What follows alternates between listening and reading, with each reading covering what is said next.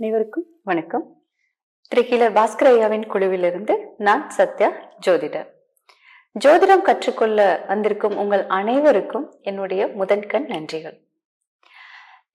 ஜோதிடம் அப்படின்னா நிறைய பேருக்கு நிறைய விதமான ஒரு எண்ணங்கள் இருக்கும். ஜோதிடம் உண்மை அப்படின்னு சில பேர், ஜோதிடம் உண்மை அல்ல அப்படின்னு சில பேர். அது ரொம்ப குழப்பமா இருக்கு, புரிஞ்சுக்க முடியல, ஒவ்வொருத்தர் ஒவ்வொரு விதமா சொல்றாங்க, தடுமாற்றமா இருக்கு, பல நாள் பார்த்துட்டு இருக்கோம், அப்பெல்லாம் சொல்லல, திடீர்னு ஒரு கல்யாணம் அப்படின்னு வரன்னு பார்க்கும்போது அப்போ ஒரு விஷயத்த அது தோஷம் இது தோஷம் அப்படின்னு சொல்றாங்க. அதனால நிறைய குழப்பங்கள் ஆகுது. இந்த மாதிரி ஜோதிடம் பத்தின நிறைய ஒரு தடுமாற்றங்கள் இருக்கு. ஆனால் அதையெல்லாம் தாண்டி ஒரு ஆர்வமும் இருக்கு. அப்படி என்னதான் அதுல இருக்கு அப்படின்னு தெரிஞ்சுக்கிறதுக்கு எல்லாத்துக்குமே ஒரு ஆர்வம் இருக்கு. ஆனா அதை கற்றுக்கொள்ளலாம் அப்படின்னு நினைக்கும் போது நிறைய கணக்குகள் இருக்கு. சரியா கொடுப்பதற்கு எங்க போய் தேடுறது அப்படிங்கிற தடுமாற்றங்கள் இருக்கு. இதனாலேயே பாத்தீங்கன்னா நிறைய பேர் அந்த ஜோதிடத்திலிருந்து விலகிதான் இருக்காங்க இல்லைங்களா? சரிங்க, இப்போ நான் பாத்தீங்கன்னா சின்ன வயதுல இருந்து ஜோதிடம் கத்துக்கிட்டு இருக்கிறேங்க. இப்போ ஜோதிடம் ஒரு 12-13 வருஷங்களுக்கு மேல ஜோதிடம் பார்த்துக்கிட்டு இருக்கேன். இந்த ஜோதிடத்துக்கு நான் உள்ள வரும்போதும் எனக்கும் நிறைய கேள்விகள் இருந்தது.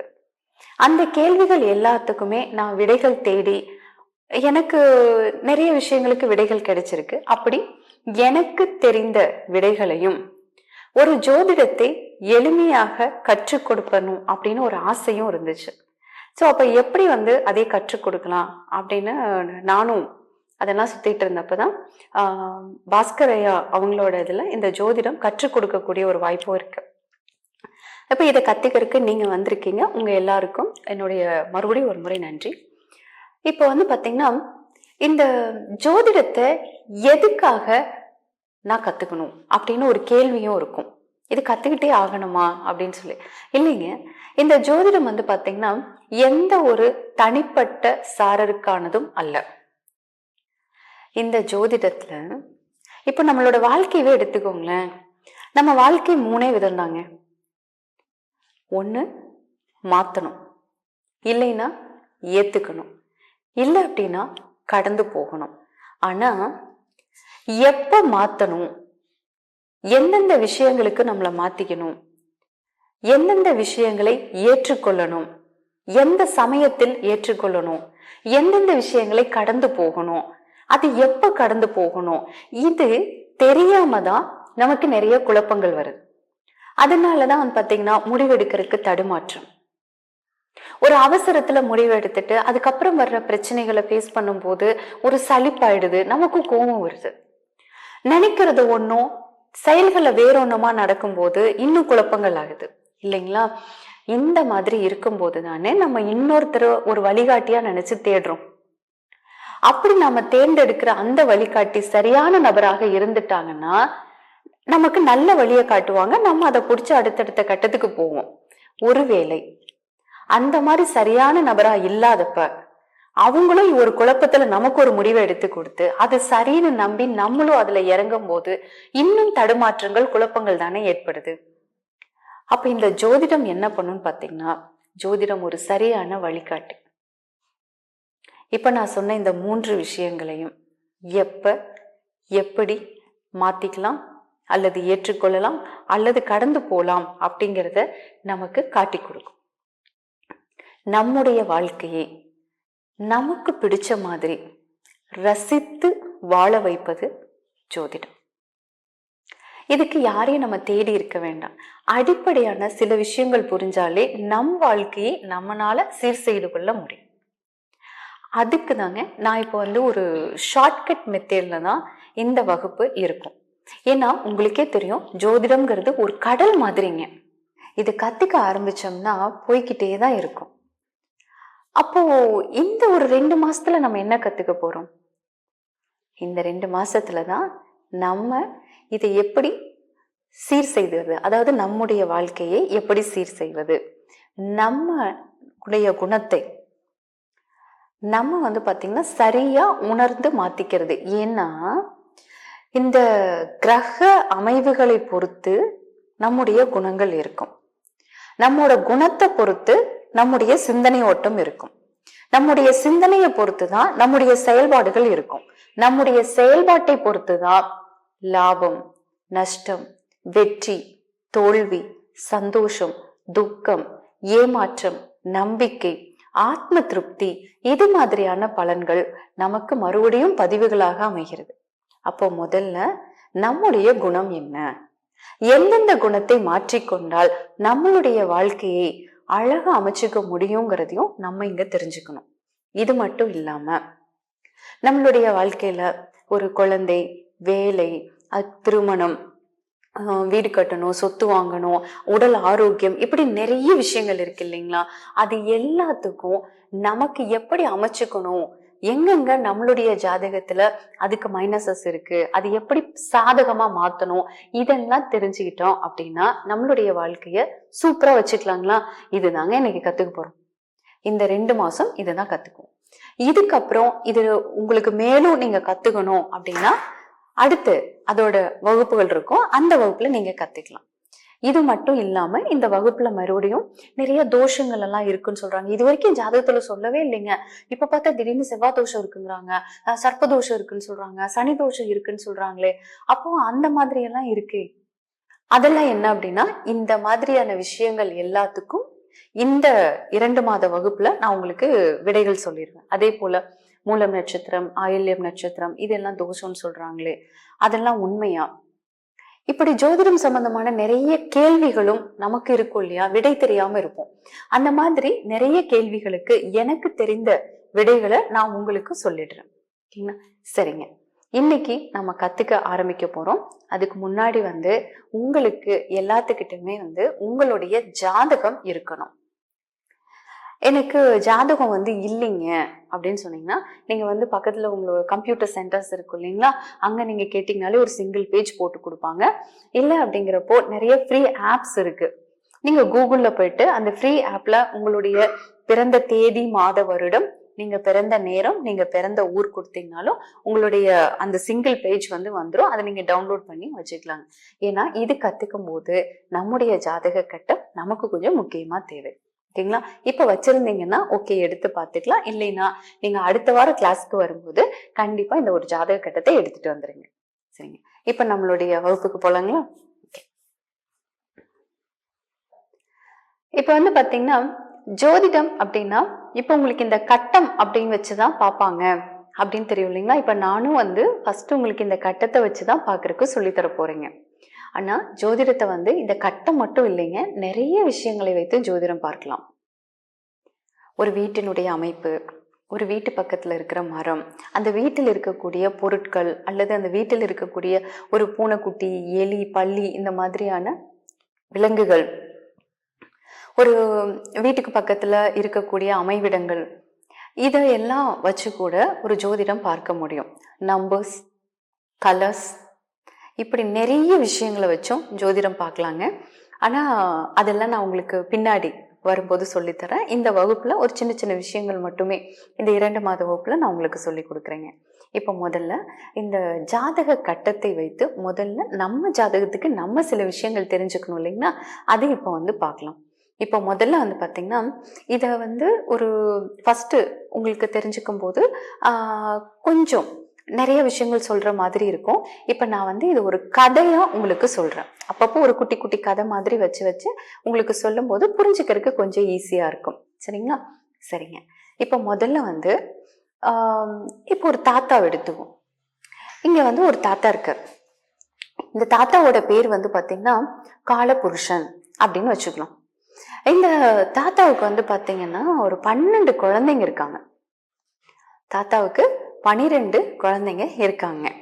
தாத்தா இந்த குழந்தைங்க எல்லாத்துக்கும் நிறைய விஷயங்களை கற்றுக் கொடுத்து வளர்த்துறாரு.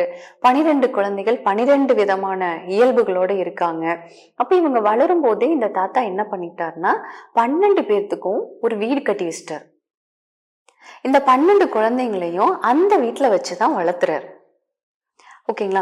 நம்ம வீட்டுல ஒரு 3-4 குழந்தைங்க இருந்தாலே அவங்களுக்கு பாத்தீங்கன்னா சும்மா கூப்பிட்டா எல்லா குழந்தையும் நிக்கும் இல்லையா? நம்மெல்லாம் நம்ம குழந்தைங்களுக்கு எவ்வளவு ஆசையா பேர் வைக்கிறோம். அப்ப தாத்தாவும் அந்த குழந்தைக்கு பேர் வச்சிருப்பாங்க இல்லைங்களா? இப்ப வாங்க நம்ம ஃபர்ஸ்ட் அந்த குழந்தைங்களுடைய பேர் என்ன அந்த குழந்தைங்களோட வீடு வந்து எங்க இருக்கு அப்படிங்கிறத நம்ம முதல்ல பாத்துக்கலாம். ஓகேங்களா? சரி, ஓகேங்க. இப்ப நீங்க பாக்குறீங்க இல்லைங்களா, இதுதான் வந்து அந்த 12 குழந்தைங்களோட வீடுங்க. இதுல இந்த முதல் குழந்தை இருக்கு பாத்தீங்களா, அது கொஞ்சம் கொஞ்சம் சுட்டி, கொஞ்சம் அவசரம், எல்லாத்துலயும் கொஞ்சம் வேகம் இருக்கும். ஸோ இந்த சுட்டி குழந்தை என்ன பண்ணுச்சு அப்படின்னா, இதுதானே முதல் குழந்தை வேற, ஸோ ஃபர்ஸ்ட் வீடு இந்த குழந்தை தானே போய் சூஸ் பண்ணோம். ஸோ இந்த குழந்தை என்ன பண்ணுச்சுன்னா, அந்த இந்த 12 கட்டத்துல முதல் கட்டத்துக்கு போறதுக்கு பதிலா 2வது கட்டத்துல போய் இருக்கு.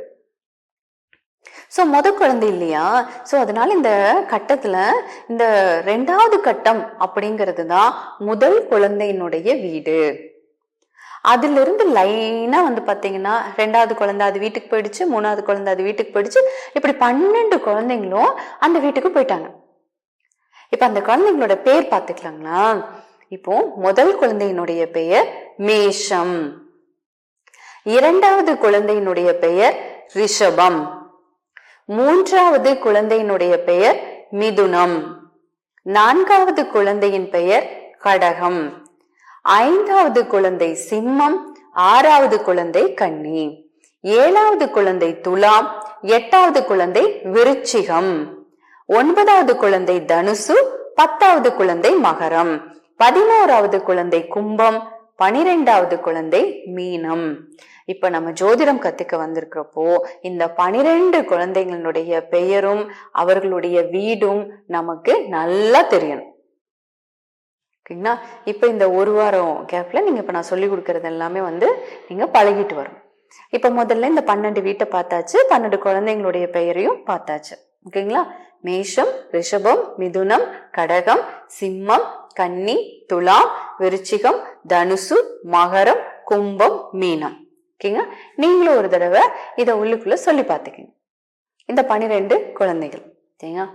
இப்போ ஒவ்வொரு குழந்தைக்கும் ஒரே மாதிரி இருக்குமா? இருக்காது. இயல்புகள் வேற வேறையா இருக்கும் இல்லைங்களா? ஒரு குழந்தை வந்து பாத்தீங்கன்னா ரொம்ப சமத்தா இருக்கும், இன்னொரு குழந்தை வந்து பாத்தீங்கன்னா ரொம்ப சுட்டியா இருக்கும், இன்னொரு குழந்தை வந்து பாத்தீங்கன்னா எப்ப பார்த்தாலும் நைன்னு அழுதுட்டு இருக்கும், இன்னொரு குழந்தை எப்ப பார்த்தாலும் வந்து பாத்தீங்கன்னா ரொம்ப துடியா ரொம்ப கோபமா அப்படியெல்லாம் இருக்கும் இல்லையா? இப்ப இந்த 12 குழந்தைங்கள்லயும் இந்த மாதிரியான குணங்கள் இருக்கு.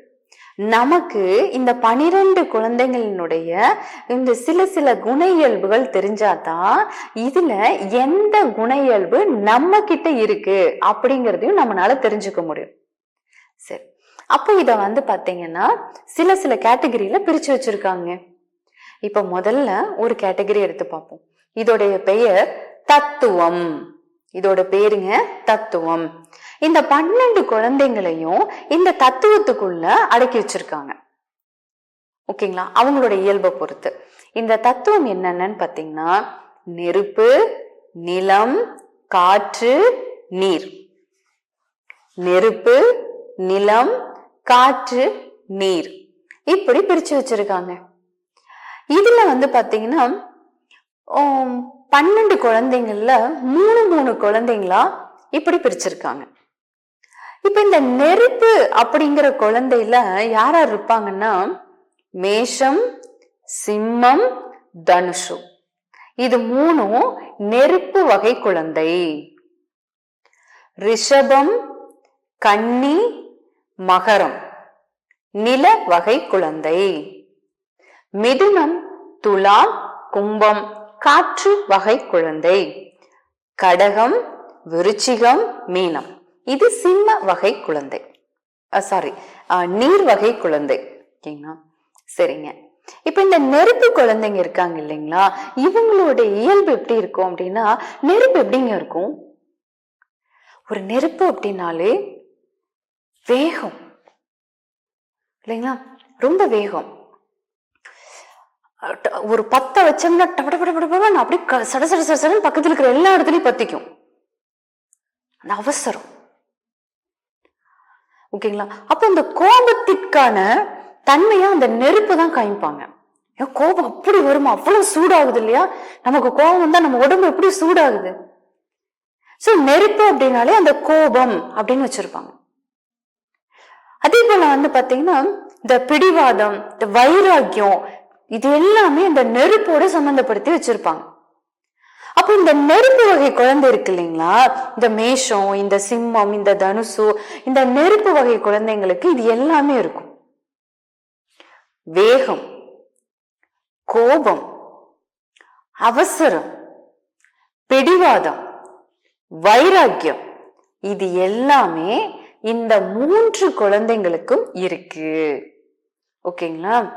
இது முதல்ல நம்ம தெரிஞ்சுக்கணும்.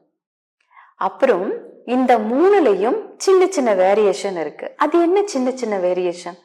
கோபத்துல எல்லா குழந்தையும் ஒரே மாதிரியா கோபத்தை காட்டும்? இல்லைங்களா, வித்தியாசப்படும் இல்லையா? அதே மாதிரிதான் இந்த மேஷ குழந்தையின் கோபம் ஒரு மாதிரியும், சிம்ம குழந்தையின் கோபம் ஒரு மாதிரியும், தனுசு குழந்தையின் கோபம் ஒரு மாதிரியும் இருக்கும். ஓகேங்களா? இது நான் உங்களுக்கு பின்னாடி சொல்லித்தரேன். முதல்ல இந்த நெருப்பு வகை குழந்தைகள்னா இந்த குழந்தைங்களுக்கு இந்த குண இயல்புகள் எல்லாம் இருக்கு. இது முதல்ல நம்ம தெரிஞ்சுக்கணும். அப்போ இந்த குழந்தைங்க பாத்தீங்கன்னா எல்லா விஷயங்களிலுமே முதன்மையா இருக்கணும்னு நினைப்பாங்க. ஓகேங்களா? எல்லாத்துலயும் முதல்ல இருக்கணும் அப்படின்னு ஒரு ஆசை இருக்கும். நீங்க கடைசி ஒரு நிலையில கொண்டு போய் இந்த குழந்தைங்களை விட்டா கூட இவங்க அப்படியே படிச்சு படிச்சு படிச்சு படிச்சு அடிச்சு புடிச்சு முன்னேறி அந்த முதல் நிலைக்கு வரந்துடணும் அப்படிங்கிற அந்த ஒரு வேகம், அந்த ஒரு வைராக்கியம் இவங்க கிட்ட இருந்துகிட்டே இருக்குங்க. அதுக்கான கடின உழைப்பும் இவங்க கிட்ட இருக்கும். ஆனா நீங்க யோசிச்சு பாருங்க, நல்ல வேகம் இருக்கு, ஓகேங்களா, ஆனா அவசரமும் இருக்கு இல்லையா? அப்ப இந்த 3 வகை குழந்தைங்களுக்கு ஒரு விஷயம் தேவைப்படுது. அது என்னன்னா, எதிலும் நிதானம் மிக மிக அவசியம். இரத்த சோகை, அனிமிக், ஹீமோகுளோபின் கம்மியா இருக்கு, ரத்தம் குறைவா இருக்கு அப்படின்னா இதுக்கு என்ன செய்யறதுன்னு கேட்டீங்கன்னா, பீட்ரூட் மால்ட்னு ஒண்ணு இருக்குதுங்க. இத வாங்கி சாப்பிட்டா ரத்தத்தோட அளவு அதிகமாகுதுங்க, ஹீமோகுளோபின் அதிகமாகுது, ரத்த சோகை அனிமிக் குணமாகுதுங்க. ஒண்ணு, பீட்ரூட் மால்ட்ட அம்மி இயற்கை அங்காடியில, அம்மி தற்சார்பு சந்தையில, அம்மி.comல ஆன்லைன்ல வாங்கி சாப்பிடுங்க. இல்லைங்க நான் எல்லாம் வாங்க மாட்டேன்னு சொன்னா, பீட்ரூட் மால்ட் எப்படி தயாரிக்கிறதுன்னு ஹீலர் பாஸ்கர் அப்படிங்கிற யூடியூப் சேனல்ல போட்டு பல வருஷம் ஆகுது. நீங்களே வீட்டுல செஞ்சு சாப்பிடுங்க. 2. இல்லைங்க வாங்கியும் சாப்பிட முடியாதுங்க, செஞ்சும் சாப்பிட முடியாதுங்கன்னா, 3வது ஆப்ஷன், நான் ஒரு 19 வீடியோ வச்சிருக்கிறேன். 19 வீடியோவை வரிசையா பார்த்துட்டு அதுல சொன்னதை முழுசா கூட ஃபாலோ பண்ண வேண்டாம், எந்த அளவுக்கு முடியுதோ ஃபாலோ பண்ணீங்கன்னா இயற்கையான முறையில் ரத்தம் ஊறிவிடும். இதாங்க ஐடியா, இவ்வளவுதான் ஐடியா. ஒண்ணு, அம்மி.com, AAMMII.comல ஆன்லைன்ல போய் பீட்ரூட் மால்ட்னு போடுங்க. கொரியர் மூலமா ஆன்லைன்ல வீட்டுக்கு அதை எப்படி பயன்படுத்துறதுன்னு சொல்லி எழுதியிருக்கோம், வாங்கி பயன்படுத்தி ஹீமோகுளோபின் நார்மல் பண்ணிக்கோங்க. இல்லையா, ஹீலர் பாஸ்கர் அப்படிங்கிற சேனல்ல யூடியூப்ல போனீங்கன்னா பீட்ரூட் மால்ட்னு போட்டீங்கன்னா எப்படி செய்யறதுன்னு விளக்கமா இருக்குதுங்க. உட்காந்து கிண்டி சரி பண்ணி நீங்களும் செஞ்சு சாப்பிட்டு 4 பேருக்கு அது வியாபாரம் பண்ணுங்க, மற்றவங்களுக்கு கொடுங்க, குடும்பத்துக்கு அத்தனை பேர் சாப்பிடுங்க. இல்ல 2மே முடியாதுன்னு சொன்னா June month online class @gmail.com ஞாபகம் வச்சுக்கோங்க. ஜூன் மந்த் ஆன்லைன் கிளாஸ் @gmail.comக்கு ஒரு மெயில் அனுப்பிச்சீங்கன்னா உங்களுக்கு ஒரு 19 வீடியோ வரும். டிசம்பர் மாசம் 2021 நான் பேசினது. இந்த 19 வீடியோவை வரிசையா பார்த்துட்டு முழுமையாக கூட ஃபாலோ பண்ண வேண்டாம், எந்த அளவுக்கு முடியுதோ ஃபாலோ பண்ணீங்கன்னா கேரண்டியா உங்களுக்கு ரத்த சோகை, ரத்தம் குறைவா இருக்கிறது, ஹீமோகுளோபின் கம்மியா இருக்கிறது எல்லாமே இயற்கை முறையில் ஒரு மருந்து சாப்பிடாமல் 1 ரூபாய் செலவில்லாமல் சரியாகும். மீண்டும் அடுத்த சந்திப்பில் அடுத்த பதிவில் பார்க்கலாம். இப்படிக்கு ஹீலர் பாஸ்கர். அவசரம் இருந்தா என்ன பண்றது? நிதானம் இருக்கணும் இல்லையா? இல்லைன்னு வச்சுக்கோங்களேன், இப்ப சப்போஸ் ஒரு மேஷத்துல ஒரு அப்பா இருக்கு, ஒரு பையன் வந்து சொல்றான், அப்பா என்ன அருண் அடிச்சுட்டான் அப்பா. அவன் சொல்லி முடிக்கிறதுக்கு முன்னாடி இவர் அங்க போயிருவாரு சண்டைக்கு. அங்க போய் சண்டை போட்டு தாய் போய் தாய் தக்கான்னு போய் சத்தம் போட்டுருவாரு. அப்புறம் அந்த அருணோட அப்பா, ஏய் முதல்ல உன் பையன் என்ன பண்ணான்னு தெரியுமா, உன் பையன் இதெல்லாம் பண்ணுனா அப்படின்னு அங்க சொல்லி முடிக்கிறதுக்கு முன்னாடி இங்க வந்துருவாரு இவர் பையனை அடிக்கிறது. ஓகேங்களா? அந்த ஒரு அவசரம் எதுலயும் முழுசா போகாம பாதிலேயே நின்னுருவாரு. இதுதான் இந்த நெருப்பு வகையில இருக்கு. இது ஒரு ஃபர்ஸ்ட் அடிப்படையான குண இயல்பு. இது நம்ம தெரிஞ்சுக்கணும். இரண்டாவது நிலக்குழந்தை. அப்ப அந்த நிலக்குழந்தை என்னென்னங்க? ரிஷபம், கன்னி, மகரம், இந்த மூணுமே நிலக்குழந்தை. இந்த 3 பேரும் எப்படி இருப்பாங்கன்னு பாத்தீங்கன்னா, அமைதியா இருப்பாங்க. தான் உண்டு, தன்னோட வேலை உண்டு அப்படின்ட்டு தன் வேலைகளில் மட்டுமே கவனம் செலுத்திட்டு இருப்பாங்க. இவங்க கிட்ட யாராவது ஏதாவது அட்வைஸ் கேட்டாதான், இல்ல இவங்க கிட்ட ஒரு பிரச்சனைன்னு சொல்லி அதுக்கு ஒரு தீர்வு கேட்டாதான் சொல்லுவாங்க. அவ்வளவு சீக்கிரம் வழிய போய் யாருக்கும் ஒரு அட்வைஸ் பண்றது, அவங்க பிரச்சனையில தலையிடுறது, அதெல்லாம் இவங்க கிட்ட இருக்காதுங்க. இப்ப இவங்களுக்கு கோபம் வந்தது அப்படின்னா எப்படி இருக்குன்னு பாத்தீங்கன்னா, இவங்க கோபம் வந்துச்சுன்னா அந்த கோபத்தை அழகா தெளிவா வார்த்தைகள்லயே அடிப்பாங்க. கோபத்தை தன்னுடைய பேச்சால் தெளிவா வெளிக்காட்டக்கூடிய தன்மை இந்த நிலக்குழந்தைங்களுக்கு உண்டு. இதை விட இன்னொரு ஸ்பெஷல் ஒண்ணு இருக்குங்க. ஆப்போசிட்ல இருக்கிறவங்க பேசுறாங்கல்ல, அந்த பேசுற வார்த்தையவே கொஸ்டின் ஆக்கிடுவாங்க. கந்தசாமின்னு ஒரு படம் வந்துச்சு தெரியுங்களா? விக்ரம் நடிச்ச படம். அதுல அந்த விக்ரமோட கேரக்டர் என்ன தெரியுங்களா? ஆப்போசிட்ல இருக்கிறவங்க என்ன பதில சொன்னாலும் அதை கொஸ்டின் ஆக்கிடுவாங்க. மறுபடியும் ஒரு பதில் சொல்லுவாங்க, மறுபடியும் ஒரு கொஸ்டின், மறுபடியும் ஒரு பதில், மறுபடியும் ஒரு கொஸ்டின். நீங்க யோசிச்சு பாருங்களேன், ஆப்போசிட்ல இருக்கவங்க எவ்வளவு டயர்ட் ஆயிரும். இவங்க அந்த மாதிரி பேசுவாங்க. பேச்சிலேயே கொஸ்டின் எடுக்கிறது, கோபத்தை தெளிவா பேச்சிலேயே பாயிண்டா அடிக்கிறது. இதெல்லாம் இந்த நில குழந்தையினுடைய குணம். ஆனா இவங்க கிட்ட ஒரு இயல்பு இருக்குங்க. ஒருத்தங்க மேல அன்பு வச்சுட்டாங்கன்னு வச்சுக்கோங்களேன், ஆத்மார்த்தமா உதவி செய்வாங்க. ஆனா உதவி செய்து அதனால மனக்காயப்படுவதும் பிரச்சனைகளை சந்திக்கிறதும் இவங்கதான். அப்ப உதவி செய்யறது நல்ல விஷயம்தான். ஆனா யாருக்கு உதவி செய்யறோம், என்ன உதவி செய்யறோங்கிறதுல நிதானம் அதை விட அவசியம். இது இந்த 3 பேர்த்துக்கும் கண்டிப்பா இருக்கணும். இதுதான் நில குழந்தையின் தத்துவம். அடுத்து காற்று. நீங்க காத்து எப்படிங்க இருக்கும்? ஒரு நிலையாவே இருக்காது, அலப்பாஞ்சுக்கிட்டே இருக்கும். இந்த காற்றுல பாத்தீங்கன்னா தென்றலும் இருக்கு. அப்படியே நல்லா விசுவிசுன்னு அடிக்கும், நல்லா இருக்கும், அப்படி குளுமையா இருக்கும். அதே காற்று சூறாவளியாவும் அடிக்கும், புரட்டி போட்டு உருட்டி எடுத்துரும். ஆனா எதுவுமே நிலை இல்லை, எதுவுமே நிலை இல்லை. இந்த காற்று குழந்தைங்களும் இதே மாதிரிதான். அப்படின்னா என்னன்னா, இவங்க எல்லாம் கோபப்பட்டாங்கன்னா பெருசா நம்ம கண்டுக்கவே வேண்டாங்க. ஏன்னா வேகமா இந்த ரூம்ல இருந்து அந்த ரூமுக்கு போகும்போது பாத்தீங்கன்னு வச்சுக்கோங்களேன், கோமா தாய் போய் தாய் இந்த கட்டப்பட்டப்பட்டப்பா இப்படி கோபப்பட்டு போயிடுவாங்க.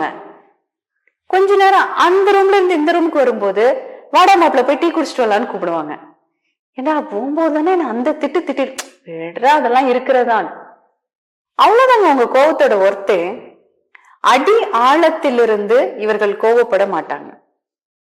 அந்த கோபத்தில் ஒரு நிலைத்தன்மை அப்படிங்கிறது கிடையாது. ஓகேங்களா? எல்லாமே ஜஸ்ட் லைக் தட். 5 நிமிட கோபம் தான், ஆனா வந்தா அந்த மாதிரி இருக்கும். அவ்வளவுதான் இங்க விஷயம். ரெண்டாவது பாத்தீங்கன்னு வச்சுக்கோங்களேன், இவர்களுக்கும் உதவி செய்யறதுங்கிறது ரொம்ப பிடிக்குங்க. இப்ப இவங்க எப்படி உதவி செய்வாங்க அப்படின்னு பார்த்தோன்னு வச்சுக்கோங்க, இவங்க ஒருத்தங்க மேல வைக்கக்கூடிய அன்பு, அவங்க மேல இவங்க வைக்கிற நம்பிக்கை, இதனாலதாங்க இவங்க போய் ஒருத்தங்களுக்கு உதவி செய்வாங்க. ஆனா இதுல இவங்க எப்பவுமே கவனமா இருக்கணும். ஏன்னா நீங்க பொதுவா பாருங்க, இந்த மிதுனம், துலாம், கும்பம், இந்த 3ல இவங்க இந்த அன்பாலும் நம்பிக்கையினாலும் ஒருத்தருக்கு ஒரு உதவியை செய்து ஒரு பெரிய இழப்பை சந்தித்து விழுந்து அதுக்கப்புறம் மீண்டு வந்து இருமடங்கு ஜெயிப்பாங்க. அப்ப இந்த நீங்க மோஸ்ட் ஆஃப் அதுல இந்த மிதுனமும் கும்பமும் வந்து பாத்தீங்கன்னா இத ஒரு தடவை மீட் பண்ணி அது பட்டுதான் அதுக்கப்புறம் திருந்துறாங்க. அப்போ இந்த காற்று குழந்தைக்கு என்ன வேணும் அப்படின்னா, ஒருத்தர் மேல அன்பு வைக்கிறதுலயும் ஒருத்தங்க மேல நம்பிக்கை வைக்கிறதுலயும் நிதானம் ரொம்ப ரொம்ப அவசியம். ஏன்னா இவங்க வந்து என்ன பண்ணுவாங்கன்னா, இந்த நிலைத்தன்மை இல்லாம ஓகேங்களா, கரண்ட்ல நடக்கிற விஷயங்களை மட்டும் அனுமானிச்சு போய் இந்த விஷயத்த பண்ணுவாங்க, இந்த வேலையை பண்ணுவாங்க. அப்புறம் அது அவங்களுக்கு தேவையில்லாத பிரச்சனைகளை தானே கொடுக்குதுங்க. இது வந்து இவங்க மாத்திக்கணும். சரி, இந்த கடைசியா இருக்கிறது பாத்தீங்கன்னா இது நீர் குழந்தை. இது யார் யாரு அப்படின்னா கடகம், விருச்சிகம், மீனம், இந்த மூன்றும். இந்த நீர் எப்படி இருக்குங்க? அமைதியா இருக்கும், சலனமே இருக்காது. ஆனா நீங்க மேல இருந்து பார்க்கும்போது அந்த நீரின் ஆழமே தெரியாது. இவங்களும் அதே மாதிரி தாங்க, அமைதியா இருப்பாங்க, அவங்க உண்டு அவங்க வேலை உண்டு அப்படின்னு இருப்பாங்க. ஆனா சுத்தி இருக்கிற எல்லாமே கவனிச்சுக்கிட்டு இருப்பாங்க. நம்ம பாக்குறதுக்கு அவங்க எதையுமே கண்டுக்காத மாதிரிதான் இருக்குங்க, அப்படி இல்லை, எல்லாத்தையும் கவனிச்சுக்கிட்டு தான் இருப்பாங்க. மனசுல இவங்க நினைக்கிற எதையுமே வெளிக்காட்டவே மாட்டாங்க அவ்வளவு சீக்கிரம், வார்த்தையே வாங்க முடியாது. ஆனா இவங்க இப்படி எல்லாமே கவனிச்சு கவனிச்சு உள்ள வச்சிருப்பாங்க. ஒரு நாள் அந்த கோபம் வரும் பாத்தீங்கன்னா, அப்போ ஆதியிலிருந்து அந்த விஷயத்தெல்லாம் வெளில எடுப்பாங்க. அப்பதான் தெரியும் இவங்க இவ்வளவு விஷயத்த கவனிச்சுட்டு இருந்திருக்காங்களா அப்படின்னு சொல்லி. அது வரைக்கும் வந்து பாத்தீங்கன்னா தெரியாது. தன்னுடைய மன உணர்வுகளை வெளிக்காமிக்க மாட்டாங்க, அவ்வளவு சீக்கிரம் வார்த்தைகளை விட மாட்டாங்க, எல்லாமே கவனிச்சுக்கிட்டு இருப்பாங்க. ஆனா தன் வேலையை பார்த்துட்டு இருப்பாங்க. இப்ப இவங்களுக்கு கோபம் வரும் இல்லையா, இவங்களுக்கு கோபம் வந்தா எப்படி வரும்னு பாத்தீங்கன்னா, இவர்களுடைய கோபத்திற்கு ஆழம் அதிகம். இவங்களுக்கு கோபம் வராது, வந்தா அவ்வளவு சீக்கிரம் காம்ப்ரமைஸ் பண்ணவே முடியாதுங்க. அவங்களா பார்த்து சமாதானம் ஆனாதான் உண்டு. அதே சமயத்துல இவங்க வெளியில பாத்தீங்கன்னா ரொம்ப திடமா ரொம்ப தெளிவா இருக்கிற மாதிரி இருக்கும். ஆனா ஒரு விஷயத்தில் முடிவெடுக்கிறதுக்கு நிறைய தடுமாற்றம் இருக்கும். தன் விஷயங்களில் முடிவெடுக்கிறதுக்கு நிறைய குழப்பங்களும் இருக்கும். அப்ப மனம் வந்து எப்படி இருக்குன்னு வச்சுக்கோங்க, விமர்சனங்களை தாங்கிக்கிற அளவு இவங்க மனசு இருக்காது. யாராவது ஏதாவது சொல்லிட்டாங்கன்னு வச்சுக்கோங்க, உள்ளுக்குள்ள அப்படியே உடைஞ்சிடுவாங்க. அப்ப இவங்களுக்கு என்ன தேவை அப்படின்னா, மனோதிடம் தேவை. இவர்களுக்கு மனம் கெட்டால் சகலதும் கெட்டுரும். அப்ப மனசு எப்படி வச்சுக்கணும்? மனதை பத்திரமா வச்சுக்கணும். இதுதாங்க இந்த குழந்தைங்களுடைய தத்துவத்தன்மை. ஓகேங்களா? இது நமக்கு ரொம்ப ரொம்ப முக்கியமா நம்ம தெரிஞ்சுக்கணும். இப்ப நம்ம என்ன தெரிஞ்சிருக்கோம்? இந்த 12 குழந்தைங்களுடைய பெயர் என்ன, அவங்களோட வீடு எது அப்படின்னு தெரிஞ்சிருக்கோம். இப்ப ரெண்டாவது இந்த குழந்தைகளினுடைய குண இயல்புகளை கொஞ்சம் நம்ம பார்த்திருக்கோம். ஓகேங்களா? இப்ப அடுத்து மூணாவது ஒண்ணு இருக்கு. இது வந்து பாத்தீங்கன்னா, இந்த 12 குழந்தைங்கள இப்போ இவங்கள ராசின்னு வச்சுக்கலாம். இது வந்து என்ன சொல்லுவாங்கன்னா, இந்த 12 வீட்டை ராசிகள் அப்படின்னு சொல்லுவாங்க. இப்போ இத வச்சு நம்ம இன்னும் நம்ம ஜாதகத்துல வேறு சில விஷயங்கள் தெரிஞ்சுக்கணும் இல்லையா? இப்போ நம்ம அடுத்த ஒண்ணுக்கு போறோம். சரி, இந்த 12 கட்டங்களும் ஒரு கற்பனையான கோடுகள் தான். கற்பனையா நம்ம ஒரு பாக்ஸ் வந்து வடிவமைச்சு வச்சிருக்கோம், நமக்கு பலன் கண்டுபிடிக்கிறதுக்கு ஈஸியா இருக்கணுங்கிறதுக்காக. சரிங்களா? இப்போ இந்த 12 கட்டங்களை இந்த கட்டங்களுக்குள்ள எப்படி வச்சிருக்காங்கன்னா, நம்மளுடைய தமிழ் மாதங்கள் இருக்கு பாத்தீங்களா, 12 மாதங்கள். இந்த 12 மாதங்களையும் இந்த 12 கட்டங்களுக்குள்ள வச்சுட்டாங்க. இப்ப நம்ம கதை முடிஞ்சிருச்சு. ஓகேங்களா? அந்த கதையை வச்சு ஒரு தாத்தா ஒரு குழந்தைங்க அப்படின்னு சொல்லி உங்களுக்கு அந்த 12 கட்டங்களுக்கு ஒரு பேரை சொல்லி கொடுத்துருக்கேன்.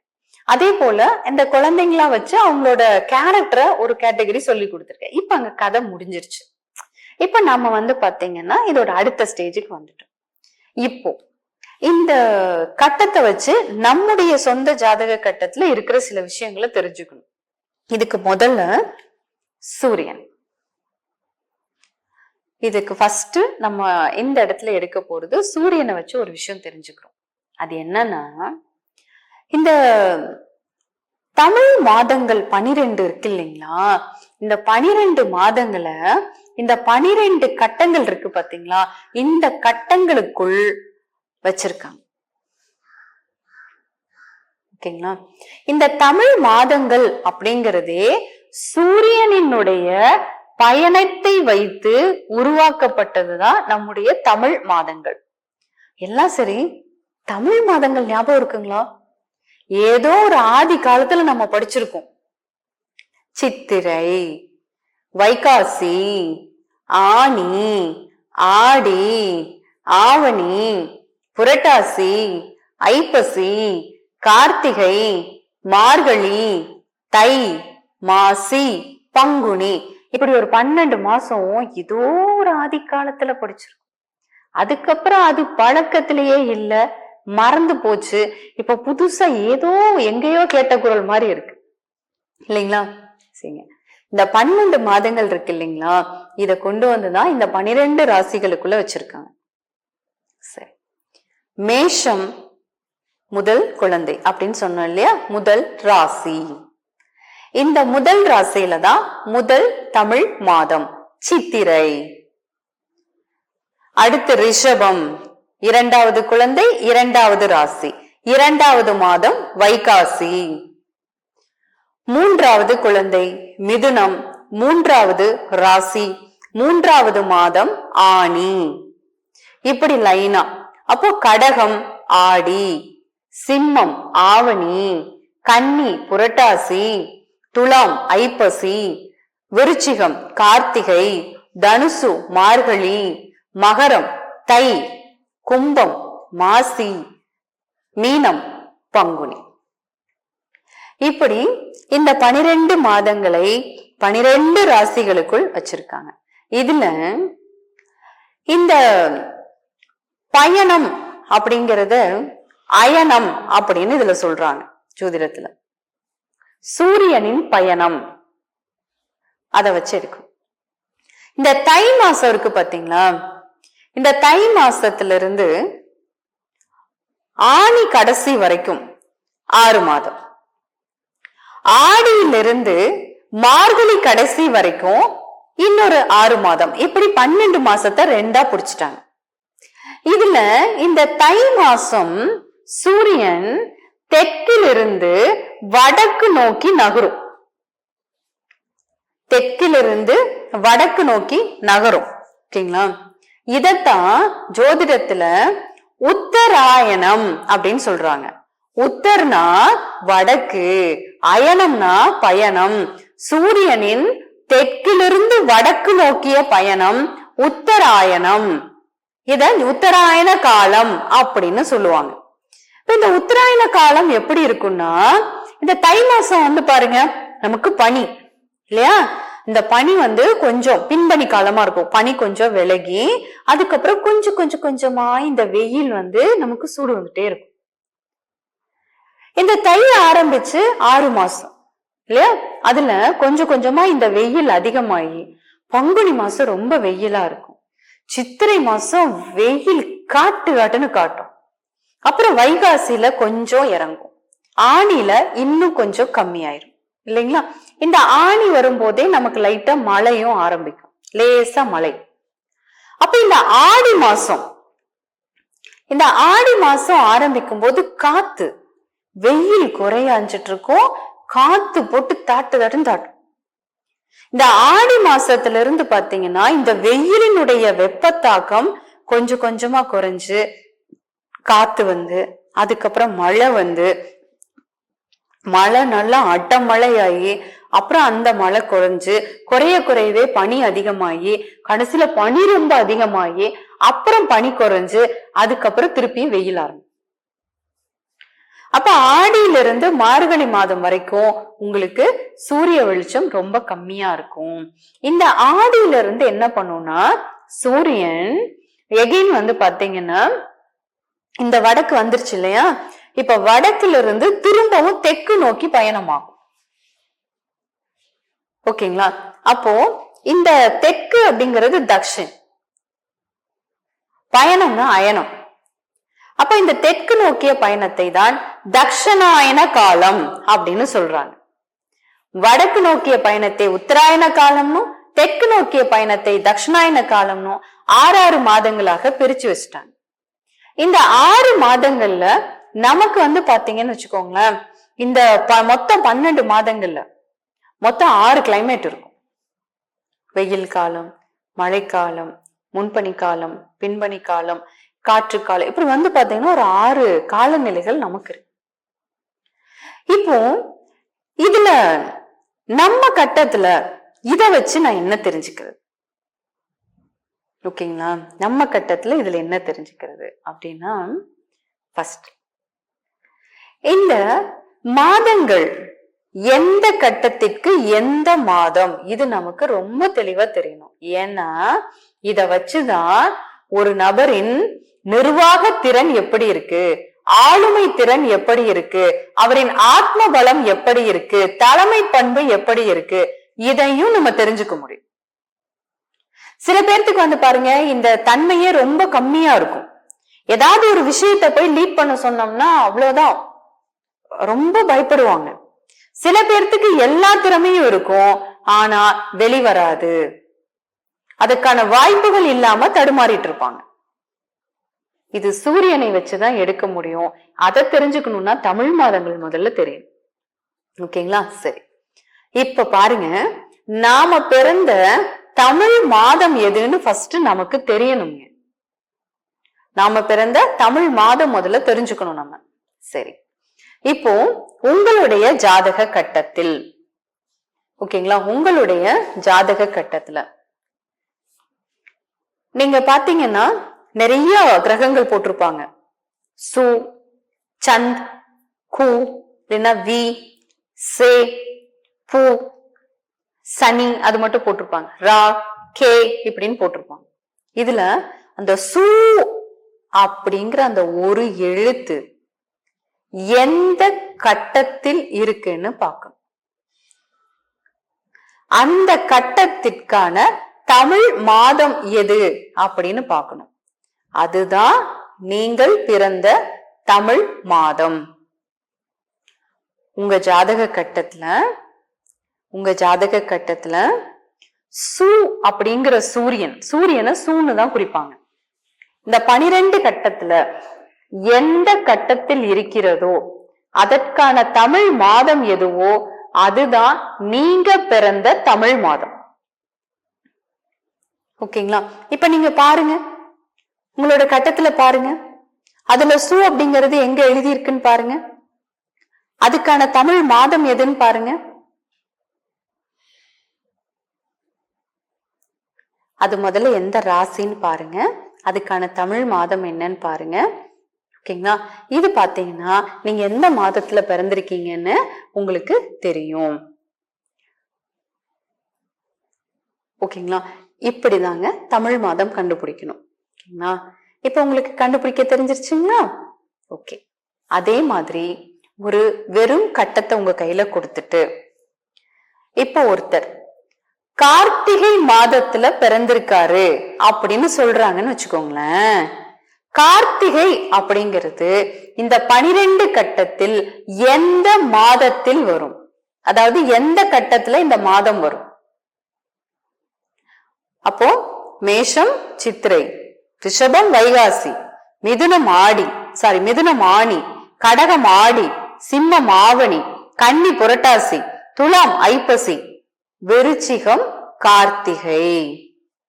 அப்ப அந்த இடத்துல நீங்க சு அப்படின்னு போடணும். அப்ப ஒரு வெறும் கட்டம் கொடுத்தா ஒருத்தங்க தமிழ் பிறந்த மாசத்தை சொன்னாங்கன்னா உங்களுக்கு கட்டத்தில் அங்க சூரியனை போட தெரியும். அதே போல ஒரு ஜாதக கட்டத்தை பார்த்தா அந்த கட்டத்தை வச்சு அவங்க எந்த தமிழ் மாசம் பிறந்திருக்காங்கன்னு உங்களுக்கு பார்க்க தெரியும். இது வரைக்கும் நமக்கு கட்டத்துல ஒண்ணுமே தெரியாதுங்க. தடவையா தமிழ் மாசம் கண்டுபிடிக்க கத்துருக்கோம். காலர் லைட்டா தூக்கி விட்டுக்கலாம். ஓகேங்களா? சரி, ரெண்டாவது முக்கியமான ஒண்ண பார்க்க போறோம். நீங்க பாருங்க, உங்களோட கட்டத்துல 12 கட்டத்துல ஏதாவது ஒரு கட்டத்துல லா அப்படின்னு போட்டிருப்பாங்க. ஒரு லா போட்டு 2 கோடு போட்டிருப்பாங்க இல்ல? பாருங்க, உங்களோட கட்டத்துல பாருங்க, ஒரு லா அப்படின்னு போட்டு 2 கோடு போட்டிருப்பாங்க. ஓகேங்களா? இந்த லாக்கு பேர் என்ன தெரியுங்களா? லக்னம். இது வரைக்கும் நமக்கு நம்மளோட ராசி தான் தெரியும். எனக்கு சிம்ம ராசி, எனக்கு மிதுன ராசி, எனக்கு விருச்சிக ராசி, எனக்கு மீன ராசி, இப்படின்னு நம்ம சொல்லுவோம் இல்லைங்களா? நமக்கு இந்த ராசி தான் தெரியும். லக்னம் அப்படிங்கிறதே நிறைய பேர்த்துக்கு தெரியாது. ஆனா இந்த லக்னம் அப்படிங்கிறது தான் ரொம்ப ரொம்ப முக்கியம். இந்த லக்னத்தை வச்சுதான் அந்த ஜாதகம் அப்படிங்கிறதையே நம்ம ஃபர்ஸ்ட் கணக்கே போட ஆரம்பிச்சோம். இத வச்சுதான் கணிச்சே பலன் சொல்லுவோம். ஓகேங்களா?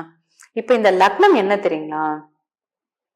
இதுதான் நம்முடைய பிறவி குணத்தை சொல்லக்கூடிய இடம்.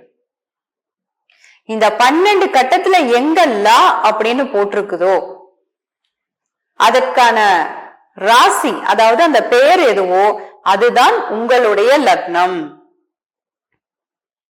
வாழை குடிநீர். வாழை மரத்தை ஒரு அடி நில மட்டத்துல இருந்து 1 அடி விட்டுட்டு கட் பண்ணி அதுக்கு நடுவோட குழி தோண்டனா அது ஒரு தண்ணி ஊறும். இந்த தண்ணி எடுத்து குடிச்சா பெண்களுக்கு உண்டான கர்ப்பப்பை சம்பந்தப்பட்ட எல்லா வியாதிகளும், குழந்தையின்மை, நீர்க்கட்டிகள், பிசிஓடி, கர்ப்பப்பை சம்பந்தமா இந்த மாதவிடாய் மென்சஸ் சம்பந்தமா எல்லா வியாதிகளும் குணமாகுதுங்க. அதனால அவங்க வீட்டுல பின்பக்கத்துல முன்பக்கத்துல எங்காவது இடம் இருந்துச்சுன்னா வாழை மரத்தை நட்டு வைங்க, சீக்கிரமா வளர்ந்துரும். ஏற்கனவே இது பதிவு போட்டிருக்கிறேன். வாழை குடிநீர் அப்படின்னு போட்டீங்கன்னா டீட்டெயிலா இருக்குது. ஞாபகப்படுத்துறதுக்காக திரும்ப பேசுறேன். வாழை மரத்தை வெட்டி அதை குழி தோண்டி நைட்டு ஒரு சட்டி கவுத்து வச்சுட்டீங்கன்னா காலையில தண்ணி ஃபுல்லா இருக்கும். அதை எடுத்து வெறும் வயிற்றுல காலையில ஒரு 50 ml குடிச்சு பாருங்க, அருமையான ரிசல்ட்டுங்க. சிறந்த ஒரு வைத்தியம் வாழை குடிநீர். நீங்களே செய்யலாம். ரொம்ப நல்ல அருமையான சிம்பிளான எளிமையான ஒரு வைத்தியம். இப்படி இருக்கிற விஷயத்த எனது நண்பர் ஒருவர், அந்த தண்ணி என்னன்னா அந்த தண்ணி எடுத்து சேமிச்சு வைக்க முடியாதுங்க. அந்த தண்ணி ஒரு நாள் 2 நாள்ல ஸ்மெல் மாறிடுது. கெமிக்கல் ரியாக்ஷன் ஆகி காத்தோட கலந்து என்ன ஆகுதுன்னா கெட்டு போயிடுது. அதுக்கப்புறம் யூஸ் பண்ண முடியல. எனது நண்பர் ஒருவர் அதை எடுத்து அதை லேசா ஒரு குறிப்பிட்ட சூடு பண்ணி பல ஆராய்ச்சி பண்ணி பல நாட்கள் கெடாம இருக்கிறது எப்படி அப்படிங்கிறத கண்டுபிடிச்சு இதையும் நான் யூடியூப்ல போட்டிருக்கேன், நீங்க பார்க்கலாம். அந்த குடிநீரை வாழை குடிநீர் அப்படின்னு சொல்லி ஒரு டப்பால அடைச்சு பல வருடங்களாக நாம கொடுத்துட்டு இருக்கிறோம். ஒண்ணு, நீங்க என்ன பண்ணுங்க, நீங்களே வாழை குடிநீரை தயார் பண்ணி சாப்பிடுங்க. அதை லேசா சூடு பண்ணி வச்சீங்கன்னா ஒரு ஒரு ஒரு குண்டால தண்ணி ஊத்தி அந்த தண்ணிக்கு நடுவுல ஒரு எவர்சில்வர் பாத்திரம் வச்சு அதுல இந்த வாழை குடிநீரை ஊத்தி லேசா சூடு பண்ணி பக்குவமா ஒரு குறிப்பிட்ட டெம்பரேச்சர் வரும்பொழுது அதை எடுத்து பாதுகாப்பா வச்சீங்கன்னா ரொம்ப வருஷம் கெடாம இருக்கு. ஒண்ணு நீங்களே செய்யுங்க. இல்லைன்னா அம்மி இயற்கை அங்காடியில அம்மி AAMMIA.com போய் ஆன்லைன் மூலமா வாழை குடிநீர் அப்படின்னு சொல்லி வாங்கி அதை நீங்க தினமும் காலையில வெறும் வயிற்றுல கொஞ்சமா குடிக்கலாம். ஒரு 25 ml 50 ml குடிச்சா கூட போதும். கொஞ்சமா குடிங்க, மருந்து மாதிரி. எனவே வாழை குடிநீரை பயன்படுத்தி பெண்களுக்கு உண்டான அனைத்து வியாதிகளையும் குணப்படுத்துங்கள், ஆரோக்கியமாக வாழுங்கள். இப்படிக்கு ஹீலர் பாஸ்கர். இந்த லக்னம் தான் உங்களுடைய பிறவி குணம் என்ன அப்படிங்கறத சொல்லும். இத வச்சுதாங்க தெரிஞ்சுக்க முடியும். அதே போல இத வச்சுதான் உங்களுடைய படிப்பு எப்படி இருக்கும், நீங்க பேசுறது எப்படி இருக்கும், ஆரம்ப கல்வி, உங்களுடைய இளங்கலை கல்வி, முதுகலை கல்வி, உங்களுடைய PhD, உங்களோட வேலை, உங்களுடைய காதல், உங்களுடைய திருமணம், உங்களுடைய குழந்தை, உங்களுடைய நோய், கடன், எதிரி, பாக்கியம், சேமிப்பு, வீடு, வண்டி, வாகனம், சொத்து, சுகம், தூக்கம், மோட்சம் எல்லாமே இந்த லக்னத்தையே அடிப்படையாக வச்சுதான் தெரிஞ்சுக்க முடியும். லக்னம் அவ்வளவு முக்கியம். சரிங்க, இப்ப உங்க கட்டத்துல ஓகேங்களா, உங்க ஜாதக கட்டத்துல எங்க லா அப்படின்னு போட்டிருக்கோ அதற்கான ராசி எதுவோ அதுதான் உங்க லக்னம். இப்ப ஒண்ணு இல்ல, இப்ப ஒருத்தங்களுக்கு மேஷத்துல லா அப்படின்னு போட்டிருந்தா அதுதான் அவருடைய லக்னம், மேஷ லக்னம். இப்ப ஒருத்தங்களுக்கு துலாத்துல லா அப்படின்னு போட்டிருந்தா அவர் துலா லக்னம். இப்ப ஒருத்தங்களுக்கு கும்பத்துல லா அப்படின்னு போட்டிருந்தா அவர் கும்ப லக்னம். அப்போ அந்த கும்பத்துக்குண்டான குணம் எதுவோ அதுதான் அவருடைய பிறவி குணம். சில பேர் வெளியில வந்து பாத்தீங்கன்னு வச்சுக்கோங்களேன், ரொம்ப தைரியமா, ரொம்ப போல்டா, என்னால எதை வேணாலும் பண்ண முடியும் அப்படின்னு இருப்பாங்க. நம்மளும் அவர் அப்படித்தான் நினைப்போம். ஆனா ஆக்சுவலா உள்ள நீங்க அவரோட பழகி பார்த்தீங்கன்னா அவர் வடிவேலு மாதிரி இருப்பார். பில்டிங் ஸ்ட்ராங்கு, பேஸ்மெண்ட் வீக், வெள்ள தெரியாம வச்சிருப்பான். ஓகேங்களா? அப்ப என்ன பாத்தீங்கன்னா அந்த திடம் வந்து கம்மியா இருக்கு. இது அந்த லக்னத்தை வச்சுதான் நீங்க தெரிஞ்சுக்க முடியும். ஓகேங்களா? சரிங்க, இப்ப நம்ம என்னென்ன தெரிஞ்சிட்டு இருக்கோம், 12 ராசிக்கு பேர் தெரியும், அப்புறம் நம்ம பிறந்த தமிழ் மாசம் எதுன்னு தெரியும். ஒரு கட்டத்தை கொடுத்து யாராவது அவங்க பிறந்த தமிழ் மாசத்தை சொன்னாங்கன்னா அந்த இடத்துல சூரியனை எங்க போடணும்னு தெரியும். லக்னம்ங்கிறது ஒண்ணு நமக்கு பார்க்க தெரியும். ஓகேங்களா? இப்ப இவ்வளவு விஷயம் தெரிஞ்சாச்சு. அடுத்து இன்னொன்னு பார்க்க போறோம். இது உங்களுக்கு தெரிஞ்சது தாங்க, சிம்பிள்.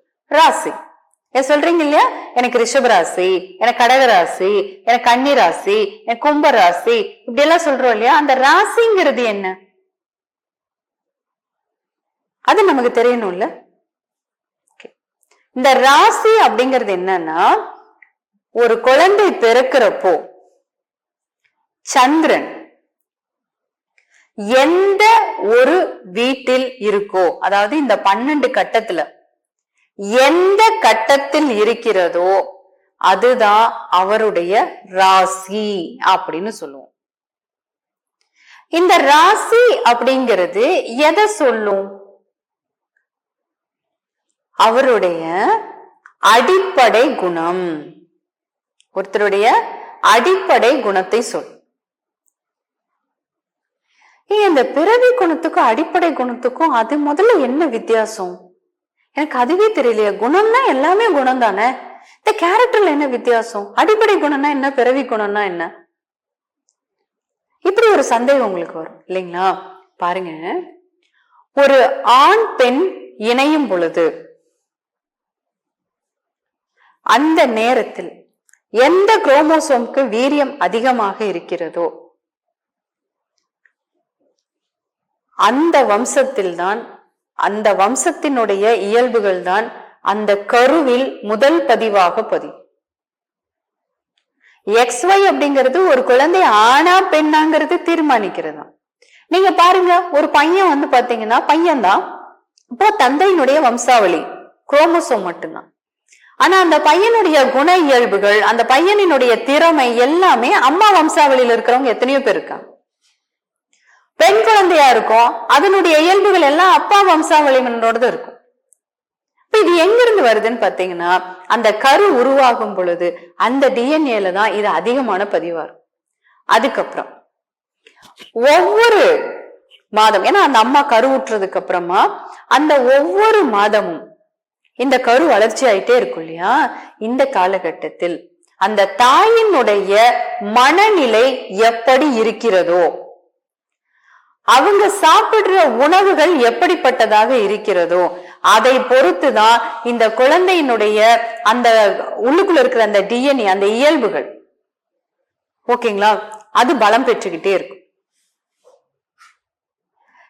இது அந்த குழந்தை பிறக்குது இல்லைங்களா, இந்த குழந்தை எந்த நாட்டில், எந்த சமூகத்தில், எப்படிப்பட்ட குடும்பத்தில் இந்த குழந்தை பிறக்கிறதோ இந்த பேஸ் கேரக்டரை வச்சுதான் அந்த குழந்தை வளரும். சில குழந்தை வந்து பாருங்களேன் 7 மாசம் 8 மாசம் இருக்குங்க, சமத்தா இருக்கும், ஒரு நைன்னு அழுக இருக்காது, ஒண்ணும் இருக்காது, அது பாட்டுக்கு படுக்க வச்சா பேசாம இருக்கும். சில குழந்தை வந்து பாருங்க நைன்னு அழுதுட்டே இருக்கும், வெளியில தூக்கிட்டு போகட்டும், வெளியில தூக்கிட்டு போனா பேசாம இருக்கும், உள்ள கூட்டு வந்தா அழுகும், இது வெளியிலேயே வச்சிருக்கணும். சில குழந்தைங்க தூங்கவே தூங்காது, நைட் எல்லாம் முடிச்சுட்டு இருக்கும், காலையில மட்டும்தான் தூங்கும். சில குழந்தை சமத்தா தூங்கிக்கும். அப்ப இந்த மாதிரியான இயல்புகள். அதே போல வளர வளர சில குழந்தைங்க சின்னதுல இருந்தே பாத்தீங்கன்னா அமைதியா சாந்தமா இருக்கும், சில குழந்தைங்க ரொம்ப துருதுருன்னு இருக்கும், சில குழந்தைங்க ரொம்ப சேட்டை பண்ணும், சில குழந்தை தொட்டதுக்கெல்லாம் கோவப்படும். அப்ப இதெல்லாம் எங்கிருந்து வருதா, இதுதான் தன்னை அறியாத அந்த வயதில் அவர்களிடம் இருந்து வெளிப்படக்கூடிய குணம். இதெல்லாமே அந்த குழந்தையினுடைய பிறவி குணம். இதைத்தான் நம்ம லக்னத்தை வச்சு எடுக்க முடியும். வம்சாவளியரினுடைய இயல்புகள் நீங்க பாருங்க. நீங்க நம்ம என்ன சொல்லுவோம், நம்மளோட வம்சத்தை பத்தி சொல்லும் போது எங்க பரம்பரையிலேயே அது கிடையாது, எங்க பரம்பரை எப்படிப்பட்ட பரம்பரை தெரியுமா அப்படின்னு சொல்லுவாங்க. நீங்க பரம்பரை மட்டும் யூஸ் பண்றாங்க. அப்ப 7 தலைமுறைக்கு சொத்து சேர்த்து வச்சிருக்கோம் அப்படின்னு சொல்றாங்க இல்லைங்களா, அது 7 தலைமுறை மட்டும் சொல்றாங்க. ஒரு 9 தலைமுறை சொல்லலாம், ஒரு 10 தலைமுறை சொல்லலாம் இல்லைங்களா. அது என்னன்னா நம்மளுடைய முன்னோர்கள் 7 தலைமுறையினருடைய இயல்புகளும் நம்மளுடைய டிஎன்ஏ பதிவுல இருக்கும். அப்புறம் நம்ம குழந்தை வரும்போது நம்மளோட அந்த 7வது தலைமுறை இருப்பார் இல்லைங்களா, அதை விட்டுட்டு அதுக்கு அடுத்து நம்மளோட சேர்த்து 7 தலைமுறை பதிவு நம்ம குழந்தைக்கு இருக்கும். இப்படியே அடுத்தடுத்து வந்துட்டே இருக்குங்க. இந்த இயல்புகளை தான் பிறவி குணம் அப்படின்னு சொல்றோம். அப்ப ராசி அப்படிங்கிறது என்னன்னா, இந்த குழந்தை ஏதாவது ஒரு நாட்டுல, ஏதாவது ஒரு சமுதாயத்துல, ஏதோ ஒரு சமூகத்தில் இந்த குழந்தை இருக்கும் இல்லைங்களா. அப்ப இந்த குழந்தை வந்து வளரக்கூடிய சூழல்ல இந்த குழந்தை கற்றுக்கொள்கிறது இல்லைங்களா, அந்த இயல்புகள் தான் அடிப்படை குணம். இது எப்பவும் ஒரே மாதிரி இருக்கா, இருக்கிறது இல்லை இல்லைங்க. பாருங்க, சின்ன குழந்தையா இருக்கும்போது நம்ம ஒரு மாதிரி இருப்போங்க, ஸ்கூல் போகும்போது சில குணங்கள் மாறும், அப்புறம் காலேஜ் போகும்போது மாறும், வேலைக்கு போகும்போது மாறும், கல்யாணத்துக்கு அப்புறம் எல்லாமே மாறும் இல்லையா. அப்போ நம்மளுடைய காலங்கள் மாற மாற, வயது கூட கூட, பக்குவப்பட இந்த இயல்புகள் மாறிட்டு இருக்கு இல்லைங்களா. இந்த குணங்கள் தான் அடிப்படை குணங்கள். இதுதாங்க இந்த இரண்டுக்கும் இருக்கிற வித்தியாசம். அப்ப லக்னத்தை வைத்து பிறவி குணத்தையும் ராசியை வைத்து அடிப்படை குணத்தையும் தெரிஞ்சுக்க முடியும். அதனால நமக்கு ராசி மட்டும்தான் நிறைய பேர்த்துக்கு சொல்லுவாங்க. நீங்க ஜாதகம் பார்க்க போனீங்கன்னா கூட இன்ன ராசி அப்படின்னு சொல்லுவாங்க. நம்ம லக்னத்தை கவனிக்க மாட்டோம், நிறைய பேர் அதுவும் சொல்ல மாட்டாங்க. லக்னமும் நமக்கு அவ்வளவு முக்கியம்.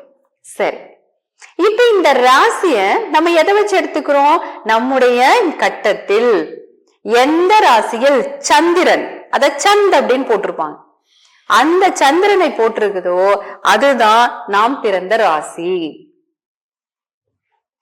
இப்ப பாருங்க, ஒரு கட்டத்தை வச்சு நாம பிறந்த தமிழ் மாதம், இப்ப நாம் பிறந்த தமிழ் மாதம், இப்ப நம்முடைய லக்னம் எது, நம்முடைய ராசி எது, இது எல்லாத்தையும் நம்மளால தெரிஞ்சுக்க முடியும். இது வரைக்கும் கட்டத்துல ஒன்னும் தெரியாது, ஆனா இப்ப வந்து இவ்வளவு விஷயங்கள் தெரிஞ்சு வச்சிருக்கோம். சரிங்களா, ஓகேங்க.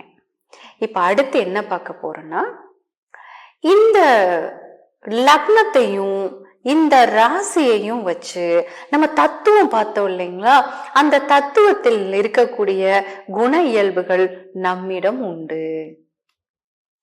இது லக்னமா இருந்ததுன்னா அது நம் பிறவி குணம், ராசியா இருந்தது அப்படின்னா இது இருக்கும். அப்பப்போ அந்த சூழலுக்கு தகுந்த மாதிரி அந்த இயல்புகளை நம்ம மாத்திக்கும், எல்லா இடங்கள்லயும் பயன்படுத்த மாட்டோம்.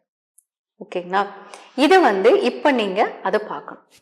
உங்களுடையது நெருப்பு தத்துவத்தில் இருக்கா, நில தத்துவத்துல இருக்கா, காற்று தத்துவத்துல இருக்கா, நீர் தத்துவத்துல இருக்கா, அது லக்னமா ராசியா. ஓகே, இதை வச்சு இப்ப நீங்க பார்க்கணும். இது கூட இன்னும் கொஞ்சம் கேரக்டர்ஸையும் நான் உங்களுக்கு சொல்லித்தரேன். ஓகேங்களா, அது என்ன அப்படின்னு பார்த்தோம்னா, இப்போ இந்த 12 ராசிகளையும் ஒரு தத்துவத்துக்குள்ள 3 பிரிச்சு வச்சு பார்த்தோம் இல்லைங்களா? இப்ப அதே போல குண இயல்புகளாக ஒரு 3 விஷயம் வச்சிருக்கோம். அந்த 3 கேட்டகரிக்குள்ள இந்த 12 ராசியையும் பிரிச்சு பிரிச்சு போட்டு வச்சு இன்னும் கொஞ்சம் டெப்தா கேரக்டர் தெரிஞ்சுப்போம். அது என்ன 3ன்னு பாத்தீங்கன்னா, ஒன்றின் பெயர் சரம், இன்னொன்றின் பெயர் ஸ்திரம், இன்னொன்றின் பெயர் உபயம் அப்படின்னு. இந்த சரத்துல 4 ராசிகள் வரும், ஸ்திரத்துல 4 ராசிகள், உபயத்துல 4 ராசிகள், இப்படி வருங்க. இந்த சரத்துல இருக்கக்கூடிய அந்த ராசிகள் என்னன்னு பாத்தீங்கன்னா, மேஷம், கடகம், துலாம், மகரம். மேஷம், கடகம், துலாம், மகரம், இந்த 4 சரம். உங்களுக்கு இருந்தா நோட் பண்ணி வச்சுக்கணும். ரிஷபம், சிம்மம், ஓகேங்க, விருச்சிகம், கும்பம் ஸ்திரம். ரிஷபம், சிம்மம், விருச்சிகம், கும்பம், ஸ்திரம். உங்களுக்கு இருந்ததுன்னா அந்த இடத்துல நோட் பண்ணி வைக்கணும்.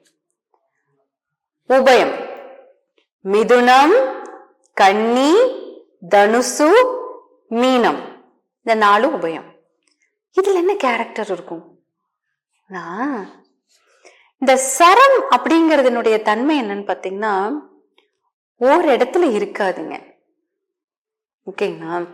இதுக்கு ஒரு எக்ஸாம்பிள், அது குழந்தைய வச்சு சொல்லிட்டுங்களா, நம்ம பழைய கதைக்கு போயிட்டு வரலாமா?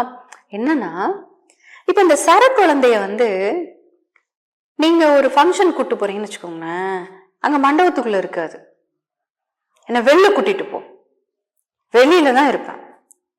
ஓகே, சரி, குழந்தைய வீட்டுக்கு கூட்டு வந்து வச்சுங்க, வீட்டுல இருக்குமா, என்ன வெளியில கூட்டிட்டு போ, நான் அங்கதான் இருப்பேன் அப்படின்னு. இருக்கிற இடத்துல இருக்கவே இருக்காது, அதை விட்டு இன்னொரு இடத்துக்கு போனாதான் அதுக்கு ஹாப்பியா இருக்கும். அப்போ ஒரு இடத்துல இருக்காம, தான் இருக்கிற இடத்துல இருக்காம இன்னொரு இடத்துக்கு போகணும்னு ஆசைப்படுறதா சரத்தின் இயல்பு. ஓகேங்களா? இந்த சரம் எப்படி இருக்கு தெரியுங்களா? இந்த சரம் அப்படின்னு எப்படி இருக்கு, சரசரசரன்னு போச்சு அப்படி சொல்றோம்ல, அப்ப சரசரசரன்னு போச்சுன்னா எப்படி, வேகமா போச்சு. அப்ப சரத்துக்கு வேகம் அதிகம். அப்ப சரத்துல இருக்கிறவங்க, இந்த சரத்தில் இருக்கக்கூடிய ராசிகளும் ஒரு இடத்திலிருந்து இன்னொரு இடத்திற்கு செல்ல விரும்பும். இந்த சரத்தில் இருக்கக்கூடிய ராசி எல்லாத்துக்குமே வேகம் இருக்கு. ஓகேங்களா?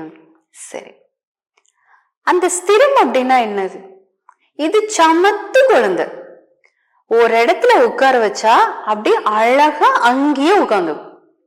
இது ஒரு இடத்துல இருந்து இன்னொரு இடத்துக்கு போகாது, கூட்டு போனீங்கனாலும் திரும்பி அங்க எங்க இருக்கோ அந்த இடத்துல உட்காந்துக்க, பேசாம நிலையா இருக்கு.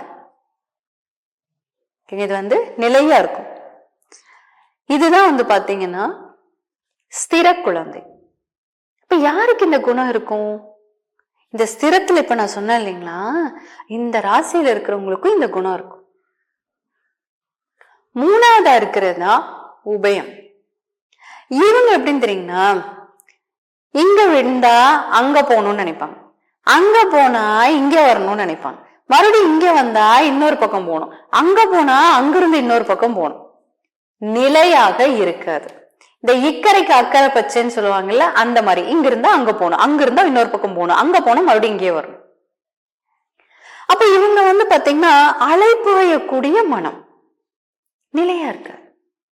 இதுதான் உபயம். இந்த உபயத்துல யாரு இருப்பாங்க? மிதுனம், கன்னி, தனுசு, மீனம். ஓகே, இப்ப இந்த இயல்பு இருக்கு.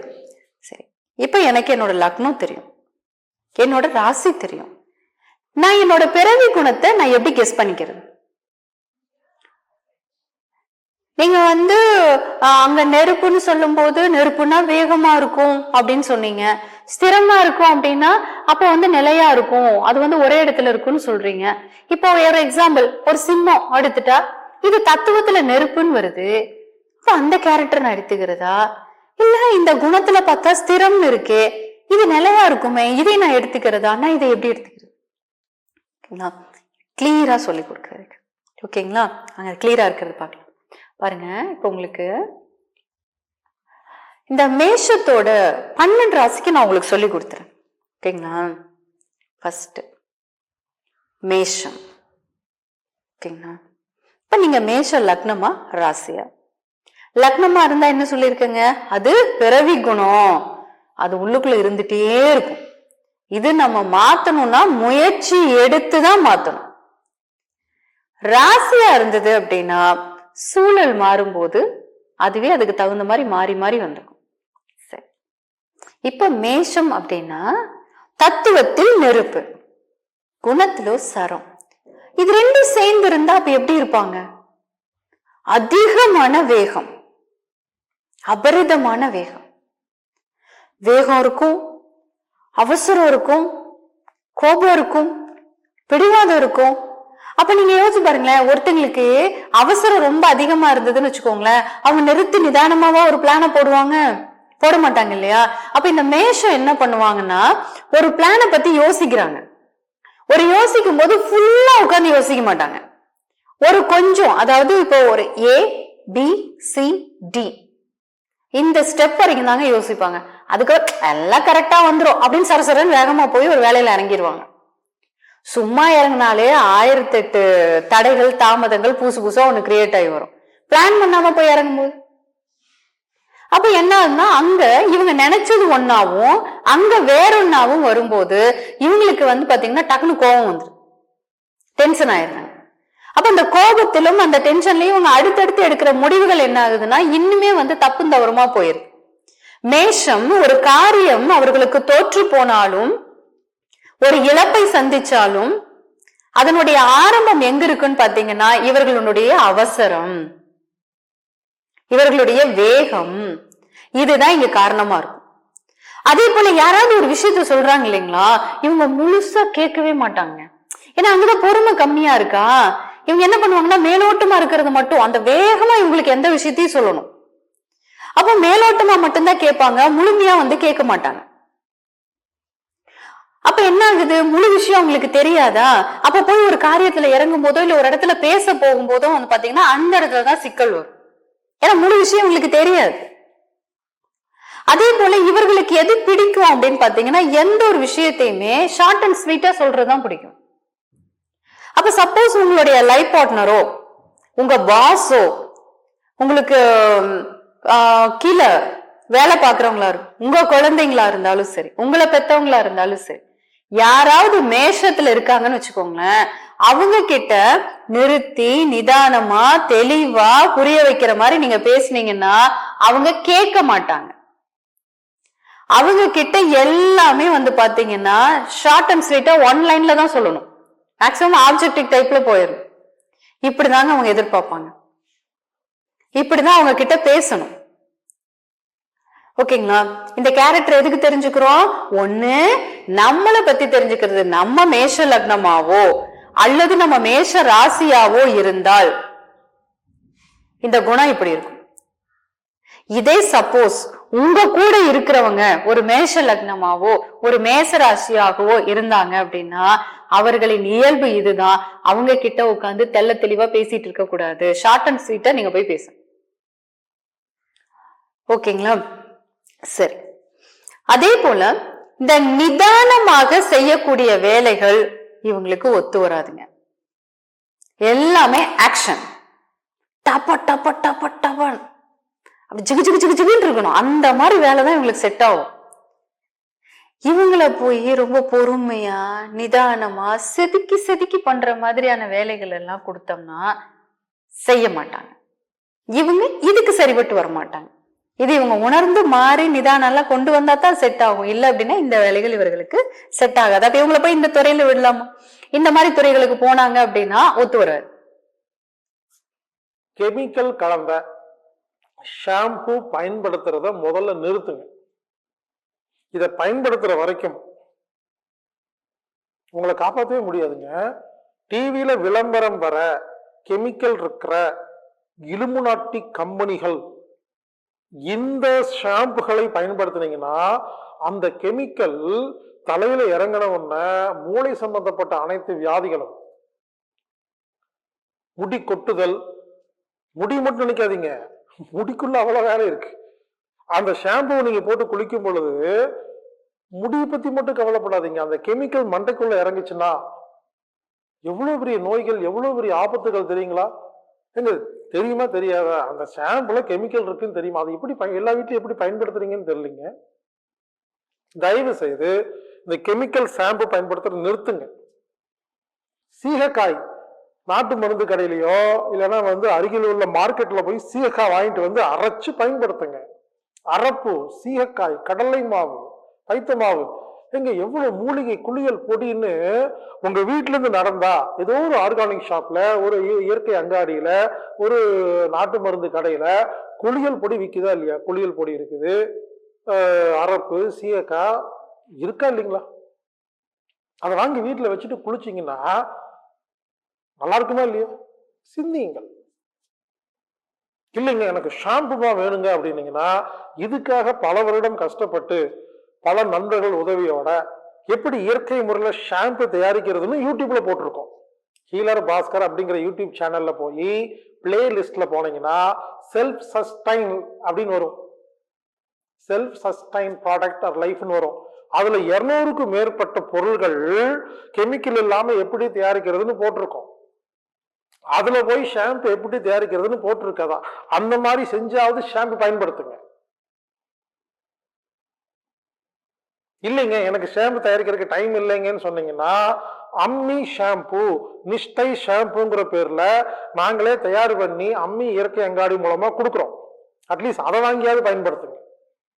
ஆரம்பத்தில் என்ன பண்ணோம், எந்த ஒரு நுரையும் வராத பியூர் கெமிக்கல்ல பியூர் நேச்சர்ல எந்த ஒரு கெமிக்கலும் கலக்காம ஒரு ஷாம்பு தயாரிச்சோம். அம்மி ஷாம்புன்னு பேரு. அதுல நுரைய வராது.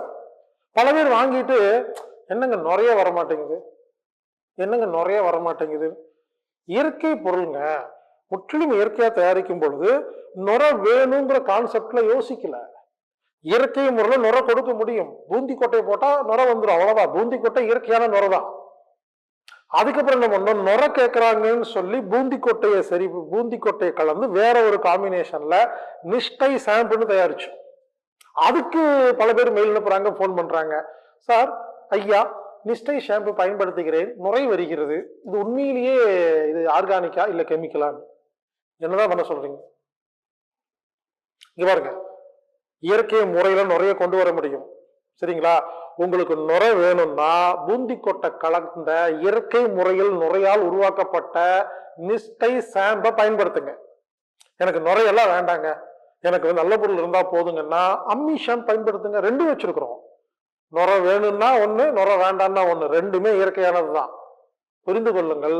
எப்பொழுதுமே எல்லாமே நமக்கு பிடிச்ச மாதிரிலாம் இருக்காதுங்க. நல்ல விஷயம் சொல்லும் பொழுது கொஞ்சம் முன்ன பின்ன இருக்கும். இப்போ ஒரிஜினல் சோப்பு தயாரிச்சீங்கன்னா ஸ்மெல் எல்லாம் இருக்காது. எனக்கு ஸ்மெல் வேணுங்கிறதுக்காக என்ன பண்றோம், இயற்கை ஸ்மெல் சேர்த்துறோம். அப்ப என்ன ஆகுது, அப்ப செயற்கையா சில பேர் ஸ்மெல் சேர்த்தி ஸ்மெல் தான் உங்களுக்கு தேவைங்கிறதுக்காக என்ன பண்றாங்கன்னா கெமிக்கல் கலக்குறாங்க. இப்ப சாம்பிராணி, ஊதுபத்தி எல்லாம் பாத்தீங்கன்னா ஃபுல்லா கெமிக்கலுங்க, அதாங்க அந்த ஸ்மெல் வருது. ஒரிஜினல் சாம்பிராணி, ஒரிஜினல் ஊதுபத்தி நீங்க பார்த்ததே இல்லை. விரைவில் ரசமா யூடியூப் போட போறேங்க, வீடியோ போட போறேன். ஒரிஜினல் சாம்பிராணி எல்லாம் புகை வந்துச்சுன்னா இந்த சினிமால காட்டுறாங்க இல்லையா, இந்திரலோகம் காட்டுவாங்க இல்லையா, அப்படி புகை இருக்கும், கண் எரியாதுங்க. இது சம்பந்தமா விரைவில் வீடியோ போட போறேங்க. எனவே ஒண்ணு தயவு செய்து புரிஞ்சுக்குங்க, கெமிக்கல் இருக்கிற டிவியில விளம்பரம் வர எந்த ஷாம்பு வீட்டுக்குள்ள வச்சுக்காதீங்க, வாங்காதீங்க. அரப்பு, கடலை மாவு, பைத்த மாவு, சீயக்காய் இது போல பயன்படுத்துங்க. இல்லையா அருகில் உள்ள நாட்டு மருந்து கடையில இயற்கைக்கு அங்காடியில போயிட்டு குளியலுக்காக ஏதாவது பொருள் இருக்கான்னு பார்த்து வாங்கி பயன்படுத்துங்க. அம்மி ஷாம்பு பயன்படுத்துங்க, நிஷ்டை ஷாம்பு பயன்படுத்துங்க, இல்லை நீங்களே செஞ்சு பயன்படுத்துங்க. ஆக மொத்தம் கெமிக்கல் ஷாம்பு பயன்படுத்தாதீங்க. இது மிகப்பெரிய ஆபத்து. ஓகேங்களா? சரி, இதுதான் இந்த மேஷத்தினுடைய இயல்பு. அப்ப நான் இவங்க என்ன சொல்லியிருக்கேன், அப்ப இவங்களுக்கு என்ன சொல்லியிருக்கேன்னா நிதானம் மிக மிக அவசியம்.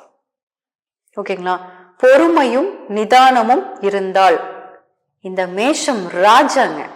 நான் சொன்னேன் இல்லையா, அவர்களுடைய வாழ்க்கையை ரசிச்சு அனுபவிச்சு வாழ முடியும் அப்படின்னு. பேஸ் இதுதான், பொறுமை நிதானம் வளர்த்துக்கணும். சிம்பிள். ஓகே, மேஷத்தோடது முடிஞ்சது. அடுத்து பாத்தீங்கன்னா ரிஷபம். இந்த ரிஷபம் என்ன தத்துவத்துக்குள்ள இருக்குங்க? நில தத்துவத்துல. குணத்துல என்ன குணம்? ஸ்திரம். நம்ம நிலமும் அமைதியா இருக்கும், பொறுமை உண்டு. ஸ்திரமும் எப்படி இருக்கும்? நிதானமா இருக்கும்.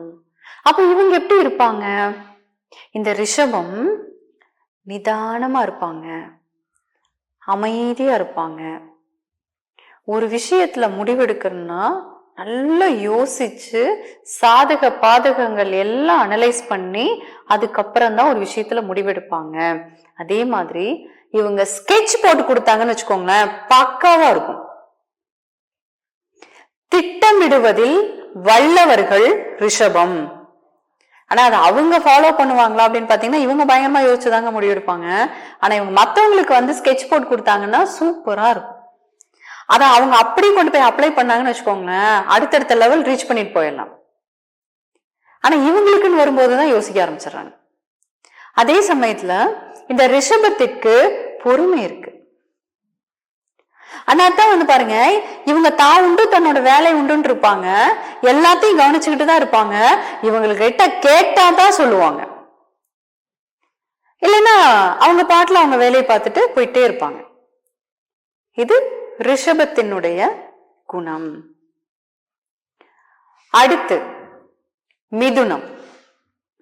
இந்த மிதுனம் பாத்தீங்கன்னா தத்துவத்திலோ காற்று, குணத்திலோ உபயம்.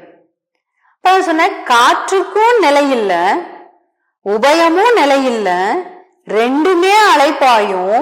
அப்ப இவங்க எப்படி இருப்பாங்க? ஒரு அடுத்தவங்களோட விஷயம்னா அவங்க சொல்ல சொல்ல சொல்ல சொல்ல இவங்க கிட்ட ஆன்சர் வந்துட்டே இருக்கும். அப்படி ஒரு நுணுக்கம். ஏன்னா இவங்க அன்பு காட்டுறதுலயும் உதவி செய்யறதுலயும் அவ்வளவு இன்வால்வா இருப்பாங்களா. சோ இவங்க கிட்ட ஒரு பிரச்சனை சொன்னாங்கன்னா கடவுடான்னு ஆன்சர் சொல்லிடுவாங்க. ஆனா இவங்க கிட்ட ஒரு 2 பேனாவை கொடுத்தீங்கன்னு வச்சுக்கோங்களேன், நம்மளுங்க கன்ஃபியூஸ் ஆயிரும். அவ்வளவுதான். இவங்க விஷயம்னு வரும்போது முடிவெடுக்கிறதுக்கு தடுமாற்றம், குழப்பம். ஓகேங்களா? ரொம்ப யோசிப்பாங்க. இந்த பெண்ணை தூக்குறாங்கன்னு வச்சுக்கோங்களேன், இதை எடுத்துட்டாங்கன்னா ஒருவேளை பேசாம அதை எடுத்துருக்கலாமோ, ஓகே இதை வச்சுட்டு அதை எடுத்த பேசாம நம்ம அதையவே வச்சிருந்துருக்கலாம். அந்த மனசு படுற பாடு இருக்கு பாத்தீங்கன்னா, அலைஞ்சுகிட்டே இருக்குங்க, ஒரு நிலையிலேயே இருக்காது. அப்புறம் மனசு இந்த மாதிரி இருக்குன்னா நீங்க யோசிச்சு பாருங்களேன், ஒரு நாள்ல எவ்வளவு செயல்கள் நம்ம பண்றோம், ஒரு நாள் எவ்வளவு விஷயங்கள் நம்ம முடிவெடுக்க வேண்டியது இருக்கு. அப்ப எப்பவும் பாத்தீங்கன்னா ஒரு குழப்பமான ஒரு மனநிலை இவங்களுக்கு இருந்துகிட்டே இருக்குங்க. அந்த ஒரு திடம், அந்த ஒரு நிதானம் அங்க இருக்காது. அந்த கோபத்திலயும் பாத்தீங்கன்னா நிதானம் இல்லை. அப்ப இந்த மனசு அலப்பாஞ்சிட்டே இருக்கும் போது சிந்தனை பாத்தீங்கன்னு வச்சுக்கோங்க, எதையாவது யோசிச்சுட்டே இருப்பாங்க. வேலை பாட்டுல இருக்கும், சிந்தனை பாட்டுல இருக்கும். இந்த அலைப்பாய்தல்னாலதான் அவசரத்திலையும் வேகத்திலையும் சரியா முடிவெடுக்காம டக்குன்னு போய் ஒரு செயல்ல இறங்கிடுறாங்க, ஒருத்தங்களுக்கு உதவியை செஞ்சிடறாங்க, ஒரு வேலையில போய் இறங்கிறாங்க. அந்த மாதிரி இருக்கும் போதுதான் இது அவங்களுக்கு சரியான ஒரு முடிவுகளை கொடுக்காம, ஓகேங்களா, அது போயிட்டு சர்க்கிள்ல விட்டுருது. ஆனா இவங்க கிட்ட மத்தவங்களுடைய வேலைகளை கொடுத்தீங்கன்னா, மத்தவங்களுக்காக ஒரு செயலை பண்ண சொன்னீங்கன்னா அது ரொம்ப பர்ஃபெக்டா இருக்கும். அப்ப மிதுனம் என்ன பண்ணணும்? இந்த அலைப்பாயும் மனதை ஒழுங்குபடுத்தி கொண்டு வரும். அன்பு நம்பிக்கை வைக்கிறதுல நிதானமா இருக்கும். இதுதான் மிதுனத்தினுடைய இயல்பு. இப்ப இது உங்களுக்கு லக்னமா இருந்ததுன்னா பிறவி குணம். இது ராசியா இருந்ததுன்னு வச்சுக்கோங்களேன், இந்த கேரக்டர் அப்பப்ப வந்துட்டு போயிடும். அந்த வயதோட்டத்தை பொறுத்து, பக்குவத்தை பொறுத்து, சூழ்நிலைகளை பொறுத்து இந்த கேரக்டர் வரும், அப்புறம் அமைதியா உள்ள இருக்கும். அடுத்து கடகம். இந்த கடகத்தோட இயல்பு பாத்தீங்கன்னா இது ரெண்டுமே முரண்பாடா இருக்கும். பாருங்க, தத்துவத்துல இது நீர். இப்ப நீர் என்ன சொன்னோம்? அமைதியா இருக்கும், ஆழம் தெரியாது, இவங்க மனசுக்குள்ள இருக்கிறத வெளிக்கொண்டு வரவே மாட்டாங்க, உள்ளுக்குள்ளேயே வச்சுக்குவாங்க. இது டோட்டல் ஆப்போசிட்டா இருக்கு. ஆனா சரத்தோட இயல்பு என்ன? வேகமா இருக்கு. இங்க அமைதியா இருக்கு, இங்க வேகமா இருக்கு. இப்ப எதை எடுக்கிறது, எதை விடுறது? அப்ப கடகம் எப்படி இருப்பாங்க? இந்த கடகம் பாத்தீங்கன்னு வச்சுக்கோங்களேன், ரொம்ப அமைதியா இருப்பாங்க, ரொம்ப நிதானமா இருப்பாங்க. அவங்கள பார்த்தாலே நமக்கு பிடிக்கும். ஒரு சாந்தம் அவங்க கிட்ட இருக்கும். ஆனா உள்ளுக்குள்ள குழம்புவாங்க பாத்தீங்கன்னு வச்சுக்கோங்களேன், உள்ளுக்குள்ள ஒரு சூறாவளியே நடந்துகிட்டு இருக்கும். வெளியில தெரியவே தெரியாதுங்க. செம்ம ஸ்மார்ட்டா ஹேண்டில் பண்ணுவாங்க. பேஸ்மெண்ட் சின்ன வீக்கெல்லாம் கிடையாது, படு வீக். அப்ப எல்லாத்துடைய பிரச்சனைகளையுமே ஒரு அம்மா எப்படி கேட்பாங்களோ அந்த மாதிரி பொறுமையா ரொம்ப ஆத்மார்த்தமா கேட்டு அவங்களுக்காக அந்த சொல்யூஷனை சொல்லுவாங்க. தன்னால முடிந்த உதவியை செய்யறதுக்கு தயாரா இருப்பாங்க. எல்லாமே உங்ககிட்ட இருக்கும் தான். ஆனா தன் விஷயங்கள் அப்படின்னு வரும்போது இவர்களுக்கும் அதே குழப்பமான மனநிலை இருக்கும். நீ நல்லா பாருங்க, தோற்றம் இந்த நீரினுடைய தோற்றம் அமைதி, வெளிக்காட்டாமல் இருக்கிறது, நிதானமா இருக்கிறது, எல்லாம் வெளி தோற்றம். உள்ளுக்குள்ள அந்த மனசை எடுத்துக்கிட்டீங்கன்னா மனசு அப்படியே சரசர சரசரன்னு அந்த சரமாத்தான் இருக்கும். ஏதாவது ஒண்ணு யோசிச்சுக்கிட்டே இருப்பாங்க. நிதானமா இருக்கிறதா நினைச்சு அவசரத்துல ஒரு காரியத்தை பண்ணிடுவாங்க. ரெண்டாவது உட்கார்ந்து அவஸ்தைப்படுவாங்க. சரி, எதையுமே வெளிக்காட்ட மாட்டாங்கன்னு இருக்கே அப்படின்னா, ஆமாங்க, இவங்க வெளிக்காட்ட மாட்டாங்க. ஆனா ஆரம்பிச்சு விட்டுட்டீங்கன்னு வச்சுக்கோங்களேன், சொல்ல ஆரம்பிச்சாங்கன்னா 7 Z வரைக்கும் எல்லாம் வெளில வந்துடும். ஆரம்பிக்க மாட்டாங்க, ஆரம்பிச்சாங்கன்னா சரவடி மாதிரி இருக்கும். இதுதான் கடகத்தினுடைய இயல்பு. அப்போ உங்களோடு இருப்பவர்கள் கடகமாக இருந்தா அவர்களுடைய மனம் உன்னை முழுசா கேட்காது. ஏன்னா அது வேகத்துல இருக்கும். பாதிதான் கேட்கும், பாதி கேட்காது. டக்குன்னு அப்சர்வ் பண்ண மாட்டாங்க. அப்ப நீங்க எப்படி நினைப்பீங்க? வெளியில பாக்குறதுக்கு இவங்க அமைதியா நிதானமா இருக்காங்க, அப்ப நான் சொல்றது அவங்க முழுசா கேட்க மாட்டேங்கிறாங்க, அதாவது கேட்டுட்டு அதை காதுல வாங்க மாட்டேங்கிறாங்க, அவங்க இஷ்டத்துக்கு பண்றாங்கன்னு நினைப்போம். ஆனா அங்க முழுசா உள்ள போகலைங்கிறதா விஷயமே. அதே நீங்க கடகமா இருக்கீங்கன்னு வச்சுக்கோங்களேன், இதுதான் உங்ககிட்ட பிரச்சனை. நீங்க வாழ்க்கையில மனக்காயப்படுவதும், பிரச்சனைகளை சந்திக்கிறதும், தோல்வியை பார்க்கறதும், இழப்பை சந்திக்கிறதும், வாய்ப்புகள் கிடைக்காம அலமோதுறதும் இந்த இயல்புனாலதான். அப்ப இப்ப என்ன செய்யணும்? இவங்களுக்கு என்ன வேணும்? மனசு பத்திரம். அந்த மனம் இப்படி அப்படியே அலமோதுது பாத்தீங்களா? ஃபர்ஸ்ட் அதெல்லாம் கிளியர் பண்ணி அந்த மனசுக்கு ஒரு அமைதி வேணும். அந்த மனம் அமைதியா இருக்கிற பயிற்சிகள் கண்டிப்பா இவங்களுக்கு வேணும். இத மட்டும் இவங்க பழகிட்டாங்கன்னு வச்சுக்கோங்களேன், எந்த ஒரு சந்தர்ப்பத்திலும் இவங்களை அடிச்சுக்கவே முடியாது, இவங்களை அசைக்க முடியாதுங்க. எப்பவுமே கடைசி வார்த்தை இவங்க வார்த்தை தான். அடுத்தவர்களுடைய மன உணர்வுகளை இயல்பாகவே புரிந்து கொள்ளக்கூடிய திறன் இருக்கிற இவங்களுக்கு ஆப்போசிட்ல இருக்கிறவங்களை ஹேண்டில் பண்றது அப்படியே அல்வா சாப்பிட்ற மாதிரி ஆயிரும். இந்த குணத்தை மட்டும் வளர்த்துக்கிட்டா. இல்லைன்னா தான் தடுமாற்றம், குழப்பம், ஏற்ற இறக்கமான வாழ்க்கை எல்லாத்தையும் கொடுத்துட்டு இருக்கும். ஓகேங்களா? அப்போ நீங்க கடகமா, உங்களை சுற்றி உள்ளவர்கள் கடகமா, இந்த இயல்புல இருந்தா அவங்க குணத்தை புரிஞ்சுக்கணும். இது கடகம். அடுத்து சிம்மம். இந்த சிம்மத்தோட இயல்பு பாக்குறதுக்கு முன்னாடி உங்களுக்கு தெரியும், பொதுவாவே இந்த சிம்ம ராசி, சிம்ம லக்னம் அப்படியெல்லாம் சொன்னாலே பாத்தீங்கன்னா ரொம்ப டெரரா நினைப்பாங்க. ஐயோ அவங்களா பா பயங்கரமான அடங்கவே மாட்டாங்க அப்படின்னு, ரொம்ப போல்டா இருப்பாங்க, பயமே கிடையாது அப்படின்னு.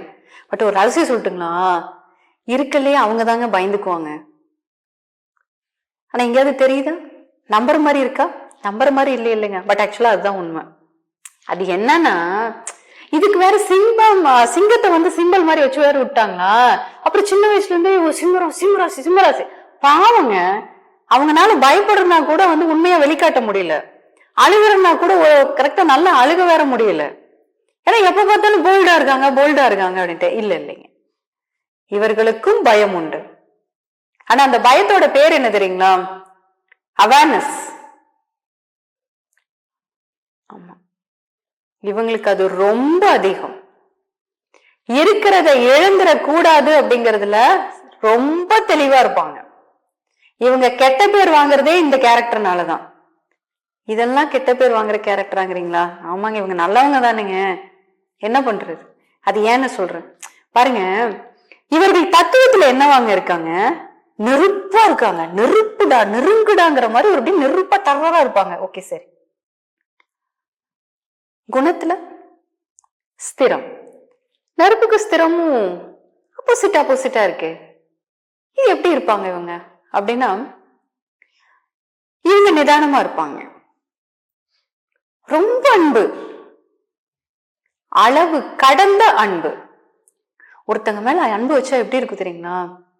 இந்த சின்ன குழந்தைகிட்ட ஒரு பொம்மையை கொடுத்துட்டா அது எப்படி அந்த குழந்தைய அப்படி கேர் எடுத்து பார்த்துக்கொள்ள அவ்வளவு அன்பு இருக்கும். பொசிவ்னஸ்ங்கிற அளவுல. இவங்க ஒரு நாய்க்குட்டி கிட்ட அன்பா இருந்தாலும் நாய்க்குட்டி இவங்க கிட்ட அன்பா இருக்கணும். எப்பவுமே ஃபர்ஸ்ட் ப்ரிஃபரன்ஸ் இவங்களுக்கு தான் கொடுக்கணும். ஏன்னா வேற ஒண்ணும் கிடையாது. அந்த அன்பு வச்சுட்டாங்கன்னு வச்சுக்கோங்களேன், அது இழக்கிறதை இவங்களால தாங்கிக்க முடியாது. சோ அதுல என்ன ஆகும்னா, இவங்களுக்குள்ள யோசிச்சு பாருங்களேன், நெருப்புத்தன்மையும் இருக்கு, ஸ்திரத்தன்மையும் இருக்கு. அப்ப அவங்களுக்குள்ள அந்த ஒரு குழப்பம் இருந்துட்டு இருக்கும். அன்பு வேற அபரிதமா வச்சு விட்டுருவாங்க. அப்ப தன்னை விட்டு போயிருவாங்களோ அப்படின்னு ஒண்ணு இருக்கும். இப்ப இவங்க யாராவது ஒருத்தர் மேல அன்பு வைக்கிறாங்களா, ரொம்ப அவங்களுக்காக என்ன வேணாலும் செய்வாங்க. தன் சுகத்தை விட்டு கூட அவங்களுக்கு நிறைய பார்ப்பாங்க. அதே அந்த இன்னொரு நபர் யாராவது ஒருத்தங்க கிட்ட ஃப்ரெண்டா இருக்காங்க, இல்ல யாராவது ஒருத்தங்க கிட்ட நல்லா பேசிட்டு இருக்காங்கன்னா உடனே உங்களுக்கு பயம் வந்துடும். தன்னை விட்டு போயிடுவாங்களோ. ஓகே, நம்மளா இருந்தா என்ன பண்ணுவோம்? அதை கிளியர் பண்ணிக்கிறதுக்கு என்ன வழின்னு பார்ப்போம். இவங்கதான் ஸ்திரமாச்சு, அவ்வளவு சீக்கிரம் வெளியிலயும் சொல்ல மாட்டாங்க இல்லையா? தானே உள்ளுக்குள்ள உட்காந்து அது தானே கற்பனை பண்ணி யோசிச்சு யோசிச்சு யோசிச்சு யோசிச்சு கடைசியில என்ன ஆகும்னா அது கோபமா மாறிடுது. அந்த கோபத்தை தான் இவங்க நெருப்புத்தன்மையா அவசரமா வேகமா காட்ட தெரியாம வெளிக்காட்டுறதுனாலதான் கெட்ட பேரை வாங்குறாங்க. உண்மையான அன்பு காட்டி கெட்ட பெயர். நல்லதை செஞ்சும் யாருக்கு நல்லதை செஞ்சாங்களோ அவங்க கிட்டயும் ஒரு கெட்ட பெயர். ஏன்? இந்த அளவு கடந்த அன்புனால. அப்ப நீங்க இங்க ஒரு சிம்மமா இருக்கீங்க அப்படின்னா முதல்ல அன்பில் நிதானம் தேவை.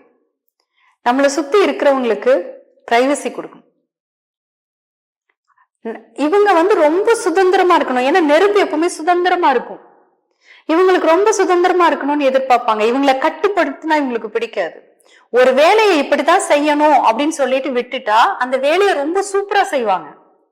நேர்த்தியா குறிப்பிட்ட நேரத்துக்குள்ள பர்ஃபெக்டா முடிச்சிருவாங்க. தனித்திறமையா இருக்கும். இடையில நுழைஞ்சு குறைஞ்சோம்னாலோ இப்படி செய்யுங்க அப்படி செய்யுங்கன்னு சொன்னாலோ முடிச்சிட்டீங்களான்னு கேட்ட டென்ஷன் ஆயிட்டே இருக்கும். சம்டைம்ஸ் அந்த வேலையவே தூக்கி வீசிடுவாங்க.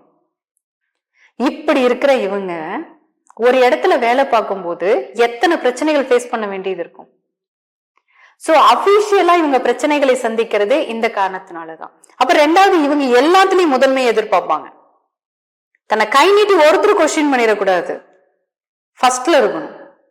முதல் மரியாதை எனக்கே அதெல்லாம் எதிர்பார்ப்பாங்க. சரி, அப்போ பர்சனல் அன்பு. அன்புல இவங்களுக்கு நிதானம் மட்டும் இல்லைன்னு வச்சுக்கோங்களேன். உண்மையாக இருந்தும், உண்மையான அன்போட இருந்தும், நேர்மையாக இருந்தும் அடங்க மாட்டாங்க. பயங்கர கோபக்காரங்க, திமிரா இருப்பாங்க. இப்படி எல்லாம் கெட்ட பேரை வாங்கிட்டு இருப்பாங்க. இதனால் வளர்ச்சி தடையாகும், உறவுகளிலும் சிக்கலாகும். அப்போ நீங்க சிம்மமா இருந்தா முதல்ல இந்த குணத்தை புரிஞ்சுக்கோங்க. நீங்க நல்லவங்க தான், ஆனா அன்பை காட்ட தெரியாம காட்டி சிக்கிக்கிறீங்கன்னு புரிஞ்சுக்கோங்க. அதனால உங்களுக்கு வரக்கூடிய அந்த வலி இருக்கு இல்லையா, அந்த வலிதான் சலிப்பாகி, சலிப்பு வெறுப்பாகி, வெறுப்பு கோபமாகி, கோபம் பிடிவாதமாகி, பிடிவாத வைராக்கியமாகி கடைசியில எல்லாத்தையும் தொலைச்சிடுது. அதே போல உங்களை சுற்றி இருக்கிறவர்கள் சிம்மமாக இருந்தா அவங்க இதனாலதாங்க இப்படி நடந்துக்கிறாங்க. என்ன பண்றதுங்கிறீங்களா? டெய்லி மந்திரம் மாதிரி சொல்ல வேண்டியதுதான். எனக்கு உன்னை ரொம்ப பிடிக்கும், எனக்கு நீ ரொம்ப பிடிக்கும், நீதான் எனக்கு ஃபர்ஸ்ட், நீதான் எனக்கு ஃபர்ஸ்ட். எப்படி டெய்லி சொல்றதுங்கிறீங்களா? வேற வழி கூட வாழணும் இல்ல, இதைத்தான் சொல்லணும். ஓகேங்களா? சோ உங்களோடு இருக்கிறவர்களுடைய சிம்மமா இருந்தா இதுதான் உங்களுடைய இயல்புன்னு புரிஞ்சு இதுக்கு எப்படி நீங்க நடந்துக்கணுமோ அந்த மாதிரி நடந்துக்கணும். அடுத்து கன்னி. ஒரு பெரிய விஷயம் எல்லாம் இல்லைங்க, அவங்களது ரொம்ப கம்மியான விஷயம் தான். என்னங்கிறீங்களா? தத்துவத்துல நிலம், குணத்துல உபயம். அப்ப எப்படி இருப்பாங்க? வெளிப்பார்வைக்கு அமைதியா, நிதானமா, தெளிவா, திடமா இருப்பாங்க. அடுத்தவங்களுடைய விஷயத்துல இந்த தன்மைகள் எல்லாம் இருக்கும். ஆனால் உள்ளுக்குள்ள இவங்களுக்கு குழப்பங்கள் இருக்கும், தடுமாற்றங்கள் இருக்கும். இதுவா அதுவா, வாங்கலாமா வேண்டாமா, கொடுக்கலாமா வேண்டாமா, போலாமா வேண்டாமா, ஏகப்பட்ட ஆசிலேஷன் இருக்கும். டெக்னிக்கலா ஹேண்டில் பண்ணுவாங்க, வெளிக்காட்டவே மாட்டாங்க. இவர்கள் கூட இருந்து இவங்களை புரிஞ்சுகிட்டவங்கனால மட்டும்தான் உள்ளுக்குள்ள இருக்கிற இந்த குழப்பத்தையும் புரிஞ்சுக்க முடியும். இல்லைன்னு வச்சுக்கோங்களேன், நீங்க கண்டே பிடிக்க முடியாது. அழகா மெயின்டைன் பண்ணுவாங்க. அதே போல பாத்தீங்கன்னா இந்த நிலம் சொன்னார் இல்லைங்களா, அவங்க வேலையை மட்டும் அவங்க பார்த்துட்டு, இவங்களும் அவங்க வேலையை மட்டும்தாங்க பார்த்துட்டு இருப்பாங்க. ஆனால் இவர்கள் கிட்ட உதவியை கேட்டுட்டீங்கன்னா ஆத்மார்த்தமா பண்ணி கொடுப்பாங்க.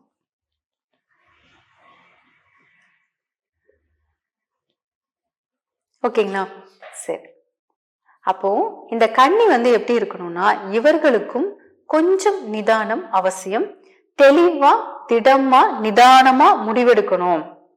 உள்ளுக்குள்ள இருக்கிற இந்த குழப்பமான மனநிலையை இவங்க வெளிக்காட்டவும் மாட்டாங்களா? அப்ப உள்ளுக்குள்ளேயே போட்டு வச்சுட்டு இருக்கும் போது அதோடு இவங்க ஒரு விஷயத்துல இறங்கினாலோ இல்ல ஒரு முடிவை எடுத்தாதான் இவங்களுக்கு சிக்கலாம். சோ இதுல இவங்க கொஞ்சம் நிதானமா இருக்கு. சரிங்களா? சரிங்க, பாருங்க இன்னைக்கு என்னெல்லாம் பார்த்திருக்கோம். நம்ம முதல்ல 12 ராசிகளினுடைய பெயர், நம்ம பிறந்த தமிழ் மாதம் என்ன, நமக்கு லக்னம் ஒண்ணு இருக்கே, அந்த லக்னம் எது, நம்முடைய ராசி எது, அப்புறம் லக்னம்னா என்ன, ராசினா என்ன, பிறவி குணம்னா என்ன, அடிப்படை குணம்னா என்ன. அப்போ நம்முடைய லக்னம் மட்டும் இல்ல, நம்ம கிட்ட யாரெல்லாம் ஜாதகம் கிடைக்குதோ அவர்களுடைய ஜாதகத்தை வைத்து, அவர்களுடைய லக்னத்தையும் அவங்களுடைய ராசியையும் வைத்து அவங்களுடைய கேரக்டர்லயும் சிலதை நம்ம எடுக்க தெரிஞ்சாச்சு. இந்த கேரக்டர் நான் இப்ப சொன்னேன் இல்லைங்களா, இது ஆணிவேர். இந்த ஆணிவேர் இவங்களுக்குள்ள இருந்துகிட்டே தான் இருக்குங்க. இப்போ இந்த கேரக்டரை நம்ம தெரிஞ்சாச்சு இல்லைங்களா? இப்ப நீங்க என்ன பண்ணணும்னா, உங்களுக்கு ஜாதகம் இருந்தது அப்படின்னா, உங்க குடும்பத்தாரிடம் ஜாதக கட்டங்கள் உங்க குடும்ப நபர்களுக்கு இருக்குன்னா இத அதுல வச்சு அனலைஸ் பண்ணு. இல்லைங்க ஜாதகம் இல்லை அப்படின்னா நீங்க கம்ப்யூட்டர் சென்டர்லயோ இல்ல அப்படின்னா கூகுள்ல போட்டு அடுத்த அந்த ஜாதகத்தை எடுத்து இந்த ஒரு வாரம் நல்லா திறனாய் பண்ணிட்டு அடுத்த வாரம் நீங்க கிளாஸுக்கு வாங்க. அடுத்து இருக்கக்கூடிய 6 ராசிகளினுடைய இயல்புகள், இன்னும் நட்சத்திரம் அந்த மாதிரி எல்லாம் கொஞ்சம் இருக்கு, அடுத்த வகுப்புல அதையெல்லாம் நம்ம பார்க்கலாம். ஜோதிடம் கத்துக்கணும் அப்படின்னா வாக்குப்பலம், தெய்வ அனுகூலம் நிறைய சொல்லுவாங்க. ஆர்வமும் ஆத்மார்த்தமும் கொஞ்சம் பொறுமையும் இருந்தால் ரொம்ப ஆழமா ரொம்ப சீக்கிரமா நிறைய விஷயங்களை கத்துக்க முடியும். மீண்டும் அடுத்த வாரம் அடுத்த வகுப்புல சந்திக்கலாம். நன்றி, வணக்கம், வாழ்க வளமுடன்.